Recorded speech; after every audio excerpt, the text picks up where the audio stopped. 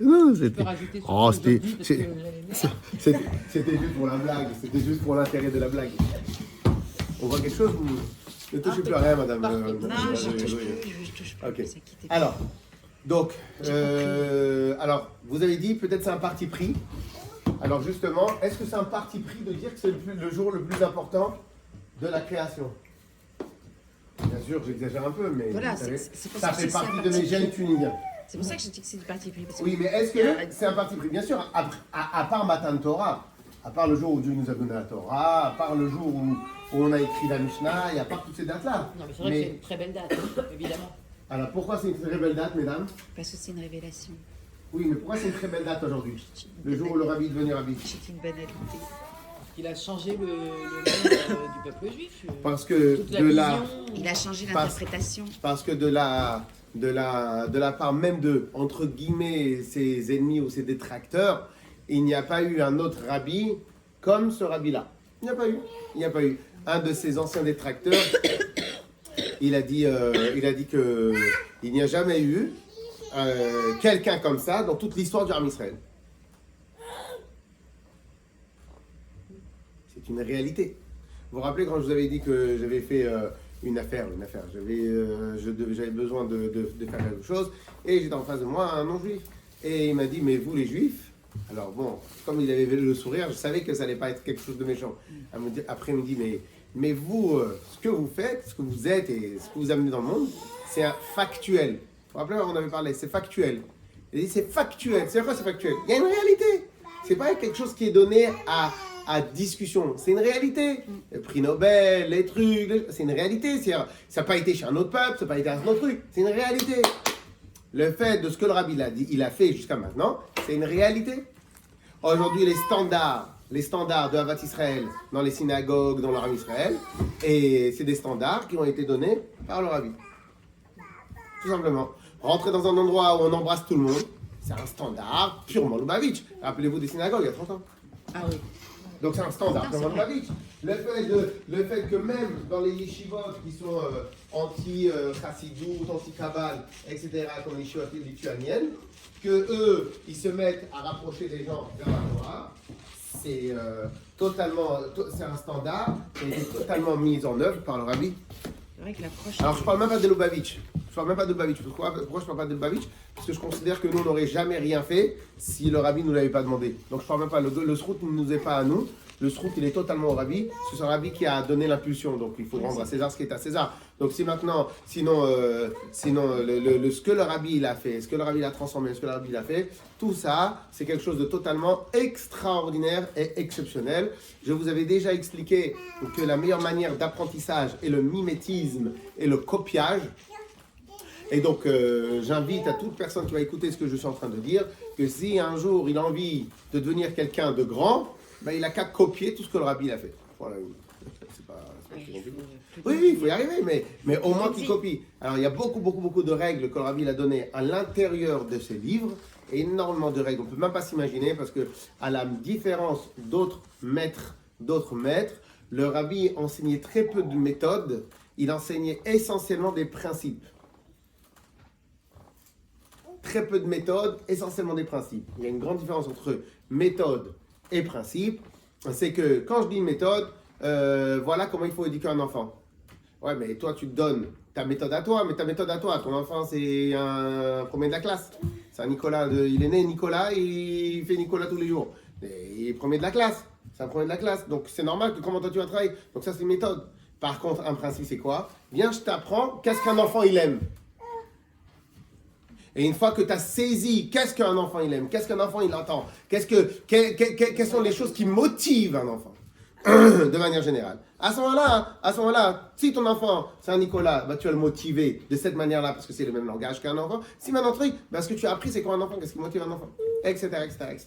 Ok? Donc en fin de compte, il y a des principes, il y a des méthodes. Celui qui vit sa vie selon les méthodes, il aura souvent des soucis. Celui qui vit sa vie selon des principes, il arrivera à s'organiser constamment. Et une des forces, une des choses extrêmement puissantes que le rabbi il a enseigné, parmi la méthodologie du rabbi, c'est qu'il enseignait essentiellement des principes. Des principes. Très peu de méthodes. Quand il y a longtemps, on était encore au 105 rue du Petit Château Betrabad. On avait fait un cours. Il y a quelqu'un que tout le monde connaît, mais qui est médecin et qui a essayé de se faire un peu businessman, etc. Et à un moment, on parle, on en fait un shiur, c'est Shabbat après-midi, il me dit, mais vous avez quand même une formation, et Lubavitch, une formation, vous avez une formation quand même pour tout ce que vous faites. Et moi, j'ai rigolé. Je dis, quoi? Une formation? Aucune formation. Rien? Hein? On est à la yeshiva, quoi, normal, tranquille. On étudie la Torah, la Gemara, la Halacha, les choses, etc. Et, non, rien. La seule formation qu'on a eue, c'est une formation d'Avat Israël. D'aimer beaucoup les autres. C'est la seule formation qu'on a eue. Une fois que vous avez cette formation d'aimer beaucoup les autres, eh bien vous pliez en quatre pour les autres. On essaye en tout cas de se plier en quatre pour les autres. Mais c'est la seule formation. Et ça, c'est un principe fondamental. C'est le principe fondamental, un des ADN de la Chassidut. On avait déjà étudié un des ADN et sûrement encore plus de ce que le Rabbi a voulu enseigner. Okay, donc il y a une grande différence. Et donc à partir du moment où vous avez une impulsion d'Avat Israël vis-à-vis de quelqu'un d'autre, eh bien si un jour il vous demande Aleph Bet, vous faites Aleph Bet. Après, ça c'est la méthode. Et vous avez le principe de base. Après, si demain il vous demande une halakha dans Shana, une halakha dans Shabbat, une halakha dans Shabbat, si maintenant il vous demande de le dépanner parce qu'il ne sait pas comment organiser la bamisade de son enfant, ça va vous dépanner. C'est quoi la différence? Parce que vous avez le principe de base. Et donc il y a plusieurs principes. Avat Israël fait partie du principe Klal Gadol Batorah. C'est un grand principe de la Torah. Clair ou pas? Je fais une petite parenthèse parce que j'aime bien cette idée et je pense qu'elle tourne brûle point. À brûle. À brûle Point. À brûle Être point. capello. Hier j'ai essayé de la sortir mais je vais pas marcher. Ils sont pas à assez. brûle pour point. Et donc, un jour on a demandé pourquoi on n'a toujours pas de 8e rabbi de Lubavitch. Ok? Alors une des réponses que j'ai déjà données et qu'on redonnera, c'est quoi? Parce que quelque part, je ne dirais pas qu'est-ce qu'un 8e rabbi ramènerait, c'est pas ça que je voudrais dire vraiment, mais c'est l'idée que le rabbi il a transformé pratiquement tous ses chassidim en petits rabbis. Ah, la relève est déjà faite. Pourquoi un petit rabbi? Parce que très souvent les maîtres, quand ils veulent enseigner, ils gardent pour eux quelque chose. Qu'est-ce qui se passe? Ils gardent la clé et ils te donnent juste un double, mais ils gardent le code source. Donc toi, tu ne peux faire que des petites applications. Tu ne peux pas refaire le système d'exploitation. Le rabbi, il a enseigné les codes sources. Il t'a donné tous les principes qui régissent la Torah, tous les principes qui régissent la Chassidut, tous les principes qui régissent ta relation avec les autres d'Israël, les principes, il t'a donné les principes. Mais il n'a rien gardé pour lui, Il a donné surtout les principes. Alors maintenant, il y a des maîtres que peut-être ils ne les donnent pas parce qu'ils ne les connaissent pas, les principes. Le rabbi, il les connaissait, je ne sais pas, on n'est pas là pour juger qui que ce soit. On dit seulement ce que le rabbi l'a enseigné. Le rabbi, ce qu'il a enseigné, c'est de prendre principe. Donc qu'est-ce qui se passe? Donc si vous allez voir un bon chassid du rabbi qui a bien appris beaucoup de choses de chez le rabbi, etc., eh ben, il peut vous donner pas mal de réponses sur pas mal de choses. Pourquoi il t'a donné des réponses? Il t'a donné des principes. Ah, si tu as un problème, qu'est-ce que tu vas faire? Tu vas avoir tel rab. Non, tu vas avoir tel rab. Il t'a donné un principe. Comme lorsque maintenant tu as un problème, c'est parce que tu es enfermé dans ton histoire à toi. Donc il t'a dit, va prendre 3 personnes intelligentes et qui t'aiment. Ces personnes intelligentes, donc ils vont savoir réfléchir, et qui t'aiment, qui vont être bienveillants, et eux ils seront en dehors de les choses. Et très souvent, on arrive à la solution comme ça. Ah, il faut avoir tel Mekoubal, peut-être pourquoi pas, je sais pas. Et j'ai dit que et il y a plein, et ça c'est Stam, c'est une toute petite bêtise, mais aller de l'avant, etc. Clair? Donc tout ça, c'est pour dire à combien ce jour-là, en vérité, est un jour exceptionnel, parce que le monde a été transformé. Alors, bien sûr, le rabbi lui-même le dit constamment. Lui, il n'est que le 7e, comme on va un peu l'étudier ici.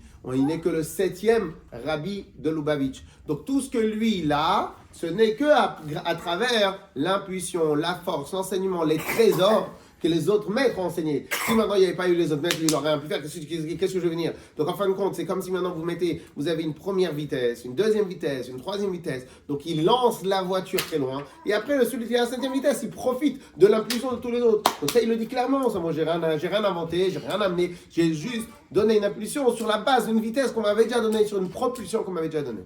Clair? Donc ça, c'est ce que le rabbi, il considère de lui, et que Béhémet, a priori c'est extrêmement logique, parce que lui tout seul, si on était à la genèse de l'idée de Lubavitchisme et de l'idée de la Chassidut, il n'aurait pas eu le temps de faire tout ça. C'est parce qu'en vérité, il a ramené sa petite touch à lui, et que sa petite touch à lui, en 50 ans, en 40 ans, il a pu faire un travail. Mais il n'a pas, lui-même il le dit. Clair? Très bien. Alors maintenant, ce que nous on va étudier plusieurs points. Alors, premier point qu'on va étudier, et donc, je termine sur ce lien-là, et donc, sur ce premier point, on a réglé l'histoire, que ce jour-là est un jour très important, et Bezrat Hashem, j'invite chacune et chacun, Bezrat Hashem, de venir ce soir au Faubregen pour fêter ce lien-là, ce sera public mixte. Non, ce soir, Et- je suis Hein? Non, Aucune absence ne sera tolérée, madame. non bah, je suis à la roquette. Donc, Dites-moi que j'ai pas imprimé ce que je voulais demain, qu'on imprime je aujourd'hui. c'est papa. Ouais, c'est bon. Ok. Ah, maintenant, on va commencer à étudier ce qu'on va étudier en deux parties. Amen.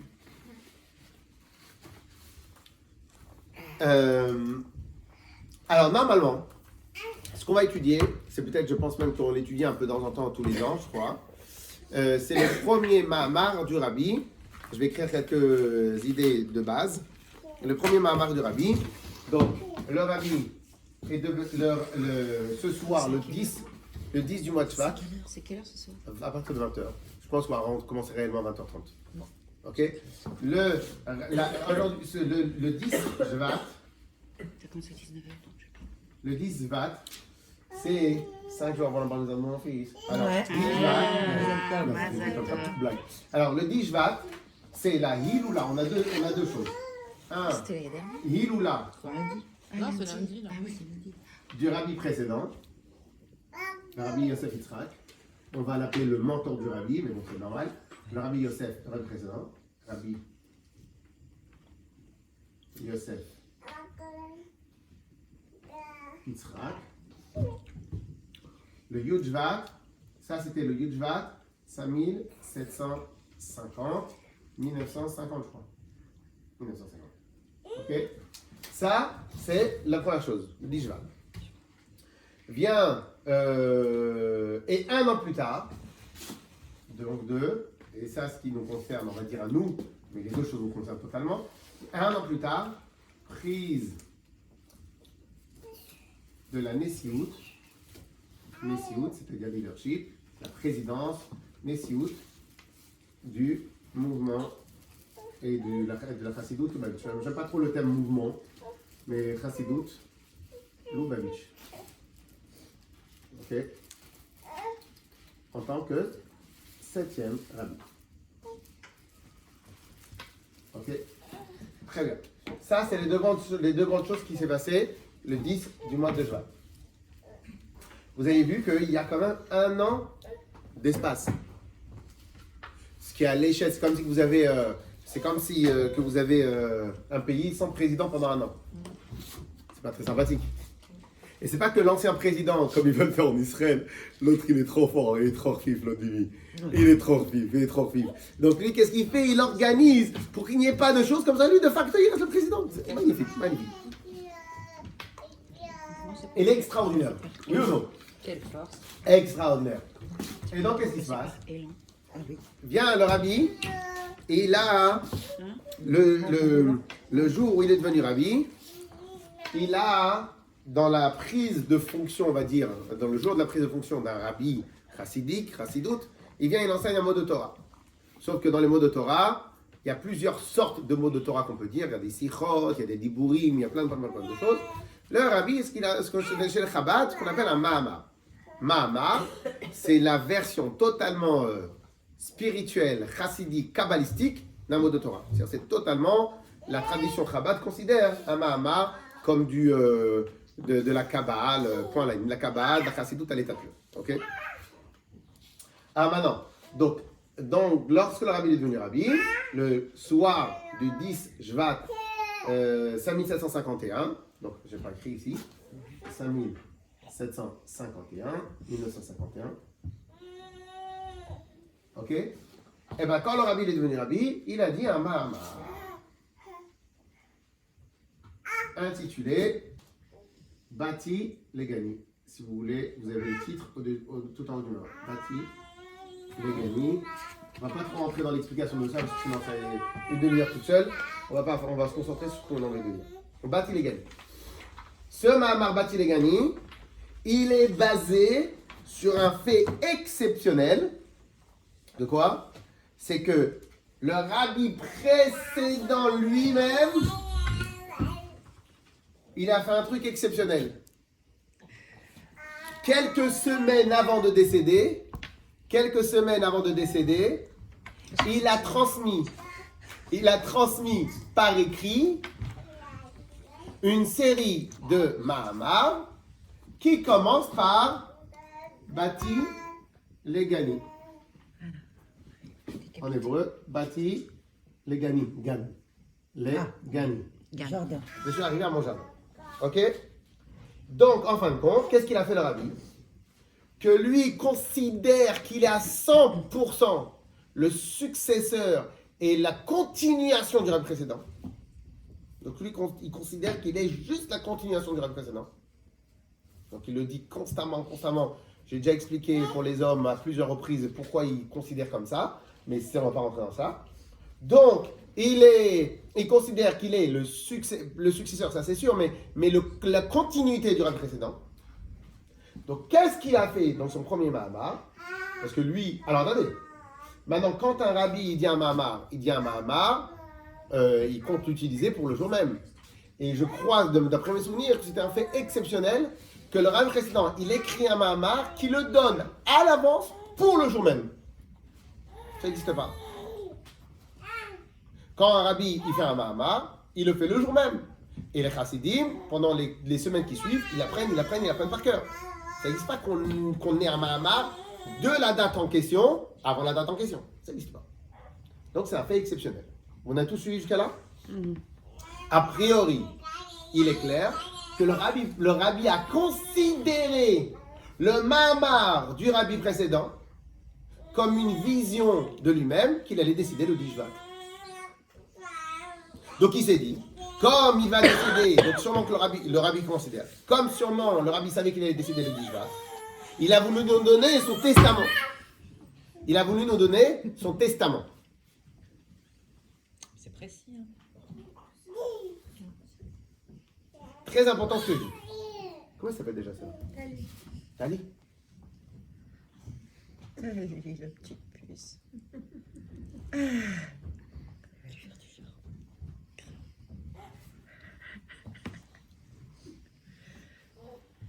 Alors, qu'est-ce qui se passe?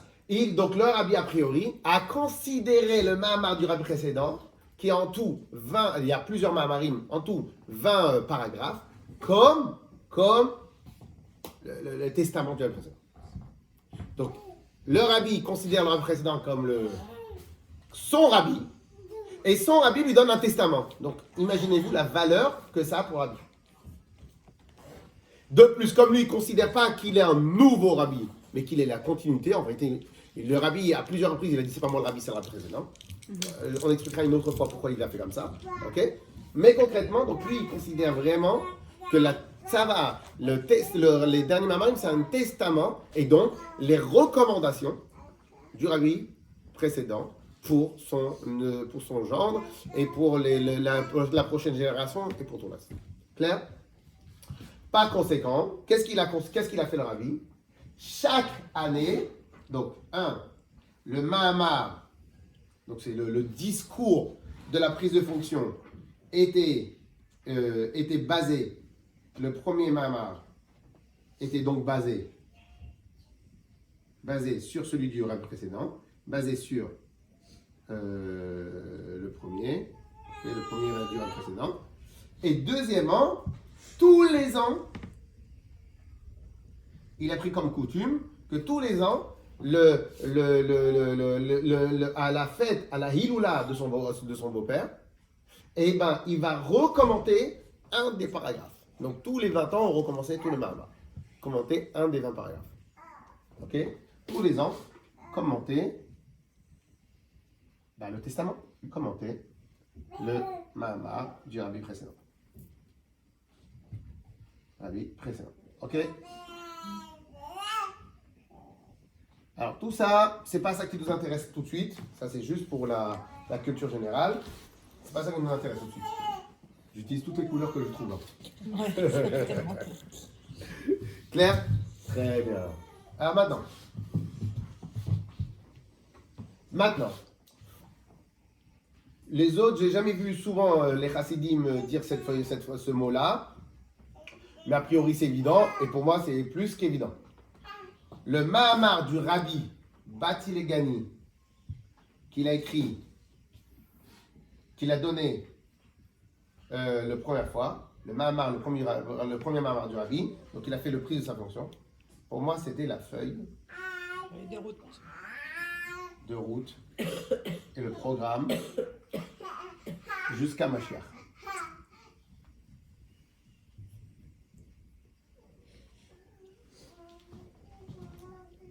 Donc en vérité, chaque chassid, et à la yeshiva, on l'apprend par cœur, etc.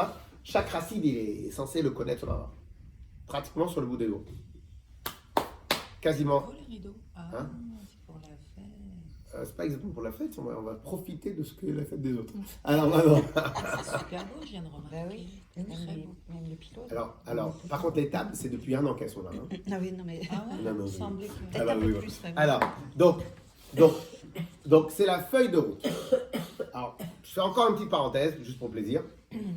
Imaginez-vous maintenant un monsieur qui vit que par les grands principes et que il vous dit, maintenant c'est la feuille de route pour les 100 prochaines années. Le Mahamar, il est puissant, il n'est pas puissant. Déjà, lui, quand il te dit un mot, le mot il est super puissant parce que c'est un grand principe qu'il t'apprend. Si maintenant il te dit que ce que je vais t'apprendre maintenant, c'est pour les 30, 40, 50 années, donc imaginez-vous maintenant l'importance de ce Mahamar. Là, vous allez nous dire. Alors, on va pas étudier tout parce qu'il est truc, mais on va étudier 2-3 trucs. Clair? Clair. Alors maintenant, ouais. Ok? Ok. C'est bon? Mm. Très bien. Ah maintenant, pour commencer, on va apprendre une petite chose. A priori, pas parce que le Rabbi Chesma, il en a parlé, le Rabbi le ramène. Pour notre génération à nous, des chassidim du Rabbi, nous sommes censés avoir un grand poster d'un grand tzaddik à la maison. Et c'est ce grand poster de ce grand tzaddik-là qui est censé être notre modèle à suivre. D'après vous, c'est qui le modèle à suivre des Lubavitch? Surtout les tzaddikim que vous connaissez, qui sont marqués dans la Torah, surtout les tzaddikim que vous connaissez. C'est qui le modèle à suivre? C'est qui celui qu'on a censé avoir le poster dans le bureau? Hein? Qui ça? Le Rabbi. Non! C'est le Rabbi. Le Rabbi lui-même, il dit on a un poster à suivre, on a un exemple à suivre. Son beau-père. Non.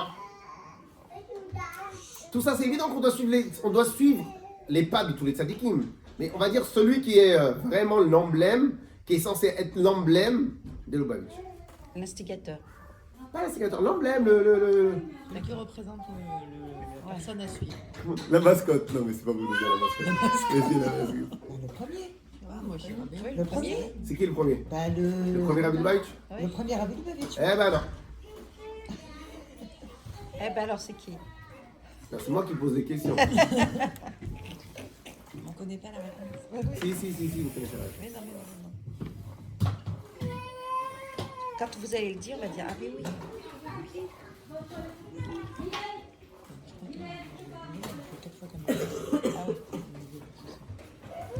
Alors, pour les chassidim du Rabbi, en tout cas le Rabbi considère que pour les chassidim du Rabbi, pour la 7e génération, ce que nous on a appelé la 7e génération, on va revenir dessus, c'est qui est censé être notre poster, notre mentor, notre maître à penser, notre maître à suivre, notre exemple vivant, c'est Abraham Avinu. Ah j'allais dire Moshe. Pas Yitzhak, pas Yaakov, pas Shimon, Reuven, Lévi, Yehuda, Issachar, Zevulun, même pas Yosef. Que Yosef, on sait à combien c'était un grand tzaddik. Même pas tous ceux qui sont marqués, même pas Yitro qui a fait Tchouva, etc., sans parler de tous les autres tzaddikim qui est déjà ni Shmuel, Navi, ni... Notre modèle à suivre, c'est Abraham Avinu, point à la ligne. Stop. C'est ton modèle. Tu te poses une question, tu vas voir lui. C'est ton modèle. Hey, Yitzhak, mais Jacob, tu peux. Jacob, il a eu les 12 enfants. Écoute-moi bien.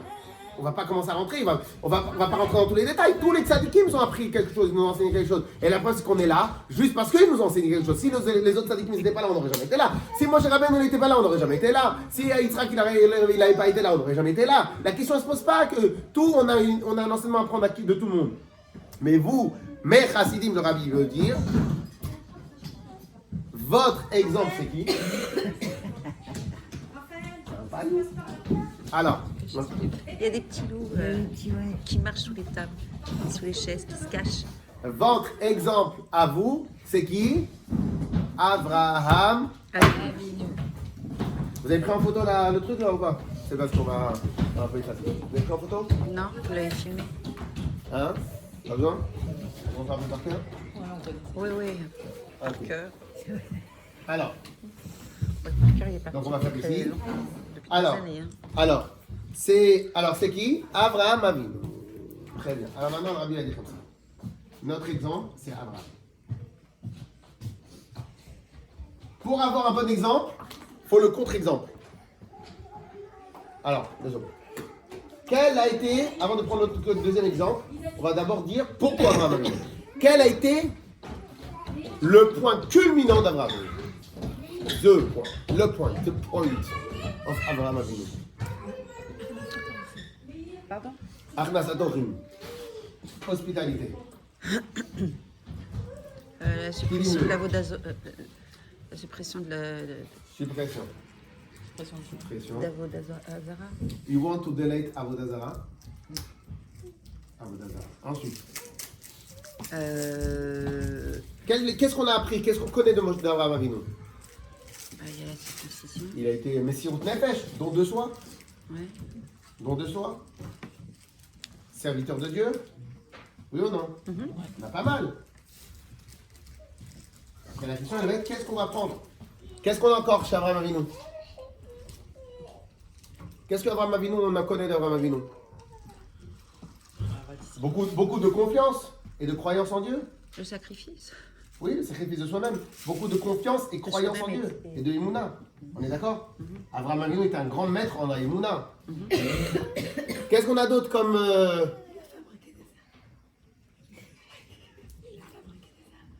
Des âmes. Vous faites la traduction hébraïque de ce qui a marqué. Il a converti beaucoup de gens. Bon, converti, mais sinon... Ok, il a ramené beaucoup de gens vers Hachem. De gens vers Hachem. Qu'est-ce qu'on connaît encore d'Abraham Avinu? En vérité, il y a plein de choses.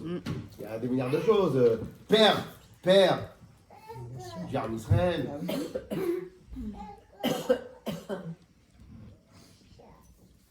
Je sais pas, il y a plein de choses à dire sur Abraham Avinu. D'accord ou pas? Très bien. Ça s'appelle des principes ou des méthodes? On est d'accord ou pas? Bien sûr. Mais nous, on est quoi? On est des hommes de principe ou on est des hommes de méthode? Les deux. Non, des hommes de principe. Mais oui, C'est dans notre étude à nous, on a dit tout à l'heure que le rabbi nous enseignait des principes. c'est vrai. Donc en vérité, le rabbi, il ne va pas s'arrêter sur des méthodes. Il ne va pas s'arrêter sur des détails, il va s'arrêter sur Des principes. des principes. Donc en vérité, le rabbi, il ne va même pas s'arrêter sur tout ça. Il va s'arrêter sur un point. Il dit en vérité, tout ça c'est bien mignon. Tout ça c'est extrêmement mignon, extrêmement bien. Mais tout ça, c'est que les méthodes utilisées par Abraham. Tout ça, c'est que les méthodes. Mais Abraham Avinu, en vérité, il avait un point dans sa vie, un seul point, un seul. Il n'avait pas 2, il n'avait pas 10, il n'avait pas 3, il n'avait pas 4, il n'avait pas... Il avait un seul point. La Emouna. Diffuser le nom et la connaissance d'Hachem.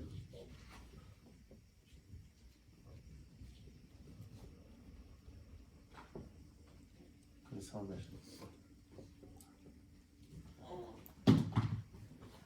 Voilà. Voilà Abraham Avinu. Point. Je connais rien d'autre. Ça, c'était le point de Abraham Avinu. Le point, the point. Il connaissait rien d'autre. Il savait qu'une seule chose à faire. Il n'avait qu'une seule mission dans toute son existence. Qu'une seule et unique mission. je dois faire connaître au monde et au maximum de gens avec qui je dois faire connaître Dieu. Comment je vais faire? Ah, plusieurs méthodes. Une des méthodes qui correspond à ma nature, parce qu'Abraham Avinu c'était Chesed, car Yitzhak il avait une autre méthode. Comme Avinu c'était Chesed, donc il avait une méthode, c'est quoi? Achnasat Ochim. Hospitalité, il avait une tente, il a implanté une tente dans le désert, et là-bas qu'est-ce qui passait? Tous ceux qui passaient par lui, ils venaient, Shalom Aleichem, venaient manger, pain au chocolat, croissant, des boissons, et tout, etc. Très bien, une fois qu'il avait bien mangé, il disait, bon maintenant en fait, on va faire Birkat Hamazon. C'est quoi Birkat Hamazon? Birkat Hamazon, on a un créateur de toutes choses, créateur du ciel et de la terre, il commence à l'expliquer, regardez bien les astres, chacun il a son défaut, mais c'est évident que tout doit être géré par une seule personne, etc. Il en faisait toute une théorie. Et la personne, une fois qu'il terminait, il disait, ah, vous avez raison, comment on peut se prosterner à des idoles? C'est une défaite, faut être idiot, et hop, il fait, bon allez, pour vous c'est gratuit. Pour vous c'est gratuit. Si par contre il ne voulait pas, il disait, bon pour vous ça coûtera 50 000 € le chose. Bon allez, donnez-moi le sidour, je fais Birkat Hamazon. Alors maintenant, qu'est-ce qui se passe? Donc il avait besoin de diffuser. Donc lui, avec sa nature, il aimait les gens. Donc, il a décidé de faire le Vaïtaïchet, de l'hospitalité. Après, qu'est-ce qu'il avait? Comme il diffusait, donc il a amené à ce qu'on remette en cause Avodazar à l'idolâtrie. Comme... Alors maintenant, le don de soi, on va le garder pour après. Serviteur de Dieu, c'est évident, confiance, Emouna. Qu'est-ce qu'on avait marqué? Ramener des gens vers Hachem. Donc qu'est-ce qui se passe? Ramener des gens vers Hachem, c'est totalement lié avec le premier. Puisque maintenant il a initié un mouvement, il a initié la connaissance de Dieu, donc il y a des gens qui ont voulu s'associer à son idée, et il a convaincu, et donc il a créé des gens qui sont ramenés vers Hachem. Perdu à Israël, ça c'est une conséquence de tout cela. Mais en vérité, on a eu encore plein d'autres choses. Quand il a eu besoin de faire la guerre contre Kedor la Homer, et ben en fin de compte, il a fait la guerre. Quand il a eu besoin d'aller en Eretz Israël, Hachem lui a dit Lech Lecha. Il est parti Lech Lecha. Quand il a été, il a jamais remis en cause Hachem. Pourquoi? Parce qu'il s'est dit, moi j'ai qu'une seule raison d'être, faire diffuser la connaissance d'Hachem. Donc si Hachem il m'envoie dans un pays où il y a la famine et que ma femme me fait que c'est la volonté d'Hachem, il y a un cas de mort où il a organisé, etc. Il avait qu'une seule chose, qu'un seul point dans toute sa vie. Par conséquent, le Rabbi nous dit, et il veut nous faire comprendre, que l'initiateur de tout le mouvement du Ham Israël, c'était qui? Avraham Avinu. C'est évident que si quelqu'un c'est l'initiateur de quelque chose, c'est lui qui va définir l'ADN. L'ADN du mouvement, parce que je suis l'initiateur, moi, qu'est-ce que vous voulez? Comme des fois je rigole, parce que dans chaque chose, pour comprendre chaque chose, il faut aller chercher l'ADN et la molécule, le code source. Quand aujourd'hui encore, il y a des gens qui s'appellent des socialistes, moi ça me fait marrer. N'importe quelle personne intelligente, il sait que l'ADN et la molécule source du socialisme, c'est le communisme. Et le communisme, c'est totalement has-been sur Terre. Il n'y a plus aucun pays qui est communiste à part le Corée du Nord. Ok? Il faut voir c'est quoi. Même les Russes sont pas besoin. Donc comment en 2020, encore il y a des gens qui veulent se dire du Parti Socialiste. C'est des idées totalement has-been. Il est mort parce que M. Macron il a été fort, parce que c'est très vrai. Mais sinon, il y en a encore qui veulent essayer de vous n'êtes pas dans l'air du temps. Vous n'êtes pas dans l'air du temps. Vous êtes complètement has-been. Bon. Donc pourquoi? Ça c'est le noyau, les Havdil. Le noyau du Ham Israël, c'est quoi? Le noyau, la molécule, le code source du Ham Israël, c'est quoi? C'est Avraham Avinu, parce que c'est Avraham Avinu qui a initié le Ham Israël. Et c'est quoi le code source d'Avraham Avinu? Diffuser la connaissance de Dieu.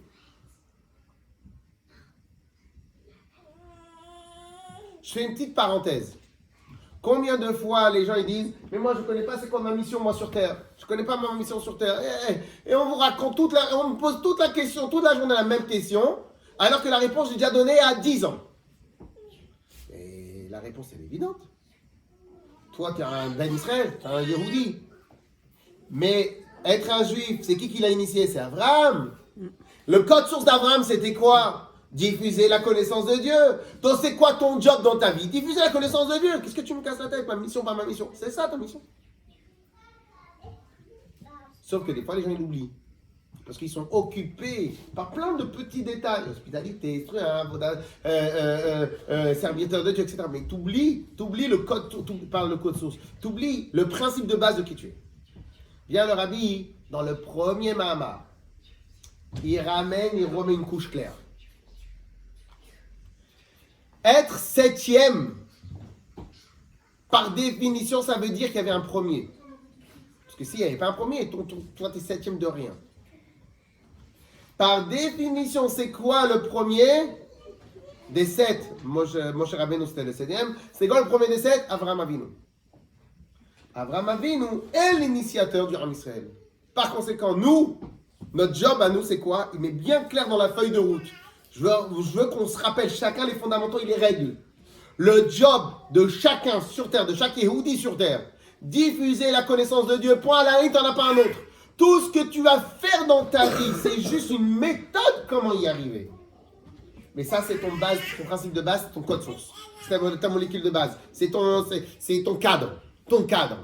Après, si maintenant, toi, tu t'appelles M. Netanyahu, donc en vérité, quand tu vas parler à l'ONU, eh ben, tu vas parler avec des bons mots pour qu'ils connaissent, pour qu'ils savent tout, c'est quoi l'Arme Israël, c'est quoi la Kadosh Baruch Hu. Si maintenant, tu vas être un homme d'affaires, eh ben, au final, quand tu vas te retrouver avec des gens, quand tu vas dire, tout ça, c'est Hachem. Donc, tu vas toucher des gens que moi, je ne veux pas toucher, parce que nous, on est des petits, ok? Et ainsi de suite. Quand maintenant, toi, tu es une personne qui aime la cuisine, et toi, tu vas rencontrer plein de copines qui sont des cuisines, et tu vas leur parler de cache-route. Moi, je ne vais pas leur parler de cache-route. Qu'est-ce que dans la vie? Je ne suis même pas connecté avec eux, puisqu'on n'a pas les mêmes envies. Mais c'est avec toi, d'Afka, parce que Dieu t'a donné cette envie-là. C'est pour ça que toi, tu es la sensibilité de chacun et son génie personnel. Ou le génie de chacun et sa sensibilité. Donc, en fin de compte, ta sensibilité, c'est comme ça que tu vas faire. Donc, la mission de chacun, la mission de chacun est, en vérité, de base ça. Le reste, c'est comment je l'applique. Comment je l'applique. Mais notre système d'exploitation de base, c'est diffuser la connaissance de Dieu. Vient le rabbi et il met une vraie couche sur cette histoire-là. On ne peut pas être appelé les septièmes si on ne prend pas, on n'est pas successeur et on n'est pas conscient du 1. Parce que le mot 7 est égal que tu as 1. Quand tu dis j'ai 10 euros, mais dans 10 euros tu as 1. Pour la blague, quand des fois je dois dire aux gens, t'es le dixième, viens au minyan, il nous manque un dixième. Je dis ça même à partir du premier. Bon, des fois les gens ça les énerve, mais bon, ils savent. Mais pourquoi je dis à partir du premier, je suis en train de mentir? Bah non. Du premier au dixième, chacun est un dixième. Donc si maintenant tu n'as pas conscience que toi, tu es successeur du premier, donc tu sais pas c'est quoi ta mission. Donc le rabbi donne d'abord une première. Clair? Très bien. Après, le rabbi vient, il donne. Alors maintenant, il dit quoi? Une des grandes qualités extraordinaires de Avraham Avinu, ça a été en vérité, donc on a parlé confiance, etc. Mais on a dit don de soi. Ça, c'est vraiment une des choses qui sort vraiment d'Avraham Avinu. Don de soi. Il n'a pas eu peur d'être prêt à sacrifier son fils. Il n'a pas eu peur d'aller en Égypte alors qu'il savait que Paro il lui en voulait. Il n'avait pas peur de ci, il n'avait pas peur de ça. Tout ce qu'Hachem lui a demandé, il a fait don de soi total pour sa mission. Vous êtes d'accord ou pas? Bien, le rabbi dit, on a une autre grande figure dans le Ham Israël de quelqu'un qui a beaucoup aimé le don de soi. Qui en respirait. C'est qui? Moshe. Non, Moshe Rabbeinu, le don de soi, bien que c'était absolu, mais il a été mis en avant une ou deux fois, le don de soi. Bien que sa vie entière était que le don de soi. Mais on va rentrer. Il a été mis en avant. Donc en réalité, pour faire des contrastes, comme ils font dans Hollywood, les Havdil, pour avoir un bon héros, il faut un bon ennemi. Si tu n'as pas une bonne menace, le héros il est petit. Si la menace elle est grande, le héros il est grand. Si la menace elle est petite, le héros il est petit. Les Havdil. Donc par conséquent, on va prendre un autre héros, mais le rabbi va le mettre en exergue. Non. Un exergue. En exergue. En exergue. Je fais du travail de Non, soin. mais Je prends des notes, je prends des notes. Il révise, il Alors. est bien à propos. Bien à propos. Alors, et donc le rabbi, il va mettre un autre qui va nous faciliter le contraste. C'est qui? Rabbi Akiva. Alors, juste au passage, avant de rappel parler de sur son Rabbi histoire. Akiva, ouais, je rappelle un tout petit peu que Rabbi Akiva, il y a marqué dans un endroit dans la Mishnah que quasiment, on en déduit de cette on n'a même pas besoin d'en déduire, c'est quasiment évident, qu'absolument tout ce que nous connaissons aujourd'hui de la Torah orale nous a été transmis par Rabbi Akiva. Il a été le total vecteur de tout. Et parmi ses élèves, c'est les grands maîtres de toute la Torah orale. Rabbi Yehuda Hanassi fait partie pas ses élèves directs, mais après on a eu Rabbi Shimon Bar Yochai, Rabbi Meir, etc., etc. Tous ces élèves-là, c'est eux qui avaient la connaissance. Donc, à part les 24 000 élèves qui sont décédés, il en restait 5. Les 5, toute la Torah orale nous a été transmise à travers les 5 élèves de Rabbi Akiva. Rabbi Akiva est venu à commencer à apprendre Aleph Bet à l'âge de 40 ans. Rassurez-moi, c'est pas les cours qu'on a fait l'année dernière. Alors, et donc il a commencé à apprendre Aleph Bet à partir de 40 ans. Il a passé, vous connaissez toute l'histoire, il a passé 24 années à étudier la Torah non-stop, sans arrêt. Et vous connaissez toute l'histoire, que lorsqu'il est retourné au bout de 12 ans, il a dit, bon, il faut quand même que j'aille. Il n'y avait pas les textos, il n'y avait pas les mails, il n'y avait pas Messenger, il n'y avait pas de trucs. Il disait, bien que j'aille voir si ma femme, elle va bien. Au bout de 12 ans, il est mignon. Au bout de 12 minutes, je ne reçois pas le texto, je le massacre. Il fait l'autre 12 ans, hein. Hein, madame Chaim. Il a attendu 12 ans pour ça. Toutes les 12 minutes, il doit me dire où il est. Alors, donc il retourne à la maison au bout de 12 ans. Au passage, sa femme qui s'appelait Rachel, je me suis souvent posé la question, qui a le plus grand mérite? Ouais, c'est ça. Rachel ou Rabbi Akiva? Ma conclusion est les deux. Oui, c'est ce que j'allais dire. Mais quelque part, l'initiatrice de tout, c'est Rachel. Comment c'était l'initiatrice? Rachel, elle a vu dans son mari, enfin dans son futur mari à l'époque, qu'il avait tous les caractères qu'il fallait pour qu'il soit un grand rab. Parce que ça ne sert à rien d'avoir un grand QI si tu as une noblesse à 2 euros. Ok, une noblesse de cœur, une noblesse d'esprit, une noblesse de choses. Donc tu peux être, et donc elle a vu en Rabbi Akiva qu'il était rfif, qu'il comprenait tout. Alors il était ignorant, parce qu'il n'avait pas les données, mais en tout cas le cerveau il marchait comme il fallait, et qu'il était noble, et qu'il était attentionné pour chaque chose qui existait sur terre. Elle a vu en lui toutes les qualités qu'il fallait pour étudier la Torah et pour être un arabe. Elle n'a pas lâché. Il était le berger de son père qui était milliardaire. Écoutez cette histoire extraordinaire de Rachel. Le berger de son père, que son père était milliardaire. C'était un des 3 grands milliardaires d'Yerushalayim. Qu'est-ce qui se passe? Vient Rachel, elle va en Rabbi Akiva. À quoi me sert tout cet argent, moi? Il y a plus grand que la Torah. Il n'y a pas plus grand que l'étude de la Torah, il n'y a pas plus grand. Elle a vu Rabbi Akiva, elle a vu Rabbi Akiva, je veux me marier avec toi. À une condition. Elle dit, ah bon? Je suis prête à me marier avec toi. À condition que, quand on se marie, tu vas étudier la Torah. Je ne connais pas exactement les détails de leur shidour, mais Tachles, Rabbi Akiva et Rachel, ils sont mariés. Au moment où ils sont mariés, donc il lui a fait la promesse. Au moment où ils sont mariés, son père, il a entendu ça. C'est quoi, ma fille, elle va se marier avec un berger? Déshérite. Son père, il est milliardaire, elle est dans la paille. Mais elle n'a rien lâché. Elle dit, moi, je vois en Rabbi Akiva. Alors, j'aime bien faire plein de parenthèses, mais une question. Est-ce que le mari ne devient pas ce que son épouse le regarde? Comment son épouse le C'est à regarde? travers son regard. C'est une belle question à se poser quand même. Ouais, c'est au travers C'est du une très regard. belle question à se poser. Si une épouse, elle voit son mari, si une maman, elle voit son enfant comme ça, est-ce que c'est pas ça qui le transforme? On dit Question. Derrière tout grand homme, il y a toujours une Donc c'est femme. une belle question. Est-ce que vraiment Rabbi Akiva a les qualités ou c'est elle qui voyait? Peu importe. Tachles, c'est ce qu'elle a fait. Donc elle a dit, ok, ils se marient, ils ont jusqu'à 2 enfants. 12 ans. Non, avant les 12 ans. Et il a toujours pas commencé à étudier la Torah. Maintenant, il vit dans la paille. Ils n'ont pas d'argent. À l'époque, quand tu n'avais pas d'argent, il n'y a pas de crédit. Hein. Il n'y a pas d'immobilier, il n'y a rien. Donc, ils sont dans la paille. Rachel, elle lâche pas. Akiva, chaque jour après jour. Vous connaissez comment les dames, elles savent faire comme ça. Chaque jour, au moment du café, au moment des trucs. Quand elle met le sel dans le chose, elle lâche pas. Rabbi Akiva, tu m'as promis d'aller étudier la Torah. Mais comment tu vas vivre si je vais étudier à toi? Tu m'as promis. Mais on a raison. Tu m'as promis. Ça s'appelle le merge. Oh là là. Sur toutes les dames de toute l'histoire du Israël, c'était la number one du merge, comment on appelle ça? Du merge story. Voilà. Donc, qu'est-ce qui se passe? Elle lâche pas l'histoire.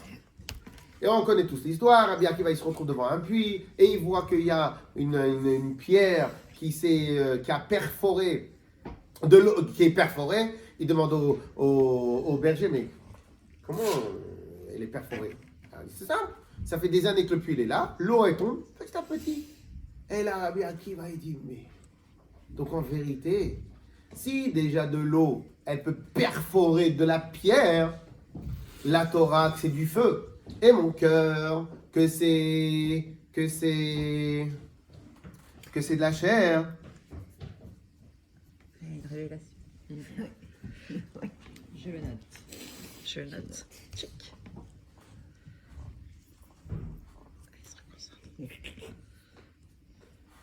Excusez-moi. Non, allez-y. On comprend. C'est beau, je trouve. Quand ça arrive, Ouais, faut faut prendre pas le lâcher. direct. Faut pas le lâcher. Faut prendre direct. Alors, si déjà, et que la Torah c'est du feu, et mon cœur c'est que de la chair. Et si vous voulez après je vous explique. Et c'est que de la chair. Donc à plus forte raison que si je m'y prends bien, ben je vais y arriver. Et il est parti, il a dit ok, je vais à l'Yeshiva. Et il est parti 12 ans, donc avec la bracha de sa femme. Il est parti 12 ans. Au bout de 12 ans, sa femme, elle mange de la poussière. Au bout de 12 ans, il rentre à la maison et il va pour taper à la porte. Il entend par la fenêtre, vous connaissez toute l'histoire. Il entend par la fenêtre. Et il y a une voisine qui dit à sa femme, mais c'est quoi ce mari que t'as épousé? Vous connaissez ça, les dames? Non, allez-y. C'est quoi ce mari que t'as épousé? Ça aurait pu être sa belle-mère, mais bon, elle n'est pas Bon, rien. Alors, et il dit 12 ans comme ça, il dit, il t'abandonne. Qu'est-ce qu'elle répond cette sadéquette extraordinaire? Mais s'il étudie à Torah, vraiment, bon, elle avait confiance en lui donc, qu'il reste encore 12 ans à étudier. Il a fait yes. Et qu'est-ce qu'il se passe? Il est reparti. Qu'est-ce qu'il se passe? Il est venu, il n'a même pas tapé à la porte, il n'est même pas rentré dans la maison. Il est retourné. 24 ans par plus tard, il trust le plus grand fonds de réserve d'étudiants de tout Eretz Israël. C'est lui qui a la quasi-totalité de tous les étudiants d'Eretz Israël. 24 000 élèves. 24 000 élèves. Il a 24 ans auparavant, il ne savait pas Aleph Bet. Pour vous dire à combien il s'est investi. Hein? 24 ans, c'est bien. Enfin, c'est normal, de dire qu'il en arrive là au bout de 24 ans, non? Ah bon? Vous connaissez, vous, beaucoup de médecins qui sont restés 24 ans médecins et qui ont eu combien d'élèves? Non, mais c'est pas la même foi. Il y a combien de raves qui étudient pendant 24 ans, ils ont combien d'élèves? Ah ouais. D'accord. C'est un autre niveau. D'accord. Parce que lui, il a réussi, Lui, il a réussi à incorporer à l'intérieur de son étude et la connaissance, et l'étude, et la pédagogie, et faire plaisir, et la transmission, et le chose, et le charisme. Et le charisme, parce qu'il il est considéré comme le plus grand maître de toute la Torah entière. Et beaucoup de Havat Israël, et etc. C'est pas stable. Et il est parti de rien. Mais il s'est totalement investi, et sûrement qu'il a dû même comprendre l'essence même de la Torah. Parce que vous connaissez toute l'histoire qu'une fois que Moshe Rabbeinu, quand Akadosh Baruch Hu lui a montré toute la suite de tout le Ham Israël, qu'est-ce qui a marqué? Moshe Rabbeinu, Hachem, il a fait arriver jusqu'à l'époque de Rabbi Akiva. Rabbi Akiva est en train de faire un shiur de fou. Moshe Rabbeinu, il ne comprend pas le cours. Il dit, mais pourquoi tu m'as donné à moi la Torah? Il dit, donnez à lui Rabbi Akiva la Torah. Il connaît plus voir que moi. Et laisse. Et à un moment, quelqu'un il a posé une question. Rabbi Akiva, il connaissait pas la réponse. Il a dit, ça on peut rien dire. Alacha le Moshe Missinaï, c'est Moshe Rabbeinu qui nous a donné cette information. Il n'y a pas. Bon, il s'est apaisé. Pour vous dire, là, il a compris jusqu'à l'essence même de la Torah. Rabbi Akiva, il a compris. Il a beaucoup travaillé sur lui, etc. Et plein d'autres choses. Ça, c'est Rabbi Akiva. Donc maintenant, ce qu'on va dire là maintenant, ça n'enlève absolument en rien le kavod Dieu présent de Rabbi Akiva. C'est le grand maître de tout l'Arm Israël. Mais on va mettre un point, on va appuyer, il va mettre la loupe sur un point. Et que ça avait été un stam schlech, de qui on parle, ça n'aurait pas été une référence. C'est parce que c'est Rabbi Akiva que ce qu'on va mettre en avant, c'est important pour pouvoir mieux comprendre la deuxième particularité d'Avraham Avinu et la deuxième chose que le Rabbi l'attend de ses chassidim. Alors on y va. Rabbi Akiva, peut-être parce que ses origines, comme lui c'était un fils de converti, donc peut-être qu'il avait cette flamme-là à l'intérieur de lui, peut-être. Et Rabbi Akiva, il fait partie des 10 martyrs des Romains. Il a été pris, il a été torturé, lacéré avec des brosses de fer, tout son corps torturé à mort. Torturé à mort, place publique. Pourquoi? Parce que comme il enseignait la Torah, et les Romains, ils avaient interdit d'enseigner la Torah. Lui a dit, mais si on n'enseigne pas la Torah, le peuple juif, il meurt. Je préfère moi, je meurs, mais que le peuple juif, il vive. Et il a continué à enseigner la Torah. Il s'est fait attraper, condamné à mort, torture. Bien, Rabbi Akiva, au moment où il s'est fait torturer, les Romains, ils attendent, vous connaissez toute l'histoire, les Romains, ils attendent que Rabbi Akiva, il pleure, il supplie, ou ce qu'il fasse, et lui, rien qu'il sourit, il est heureux, il est content, et il est très, très, très, très, très, très bien. Là, c'est force de caractère, trop puissant, même les élèves ne comprennent rien. Même les élèves ne comprennent rien. Rabbi, fini? La tête, elle est partie? Alors, qu'est-ce qui se passe? Vient Rabbi Akiva, il répond, et il dit, mais au contraire, toute ma vie. Donc, alors, pour vous dire à combien il a changé, il y a marqué que lorsque Rabbi Akiva, avant qu'il rentre dans la Torah et les mitzvot, il disait, donnez-moi un Talmid Chacham, que je le mords, que je lui fasse mal. Il ne supportait pas les rabbanim, il ne supportait pas les Talmid Chachamim, etc., etc.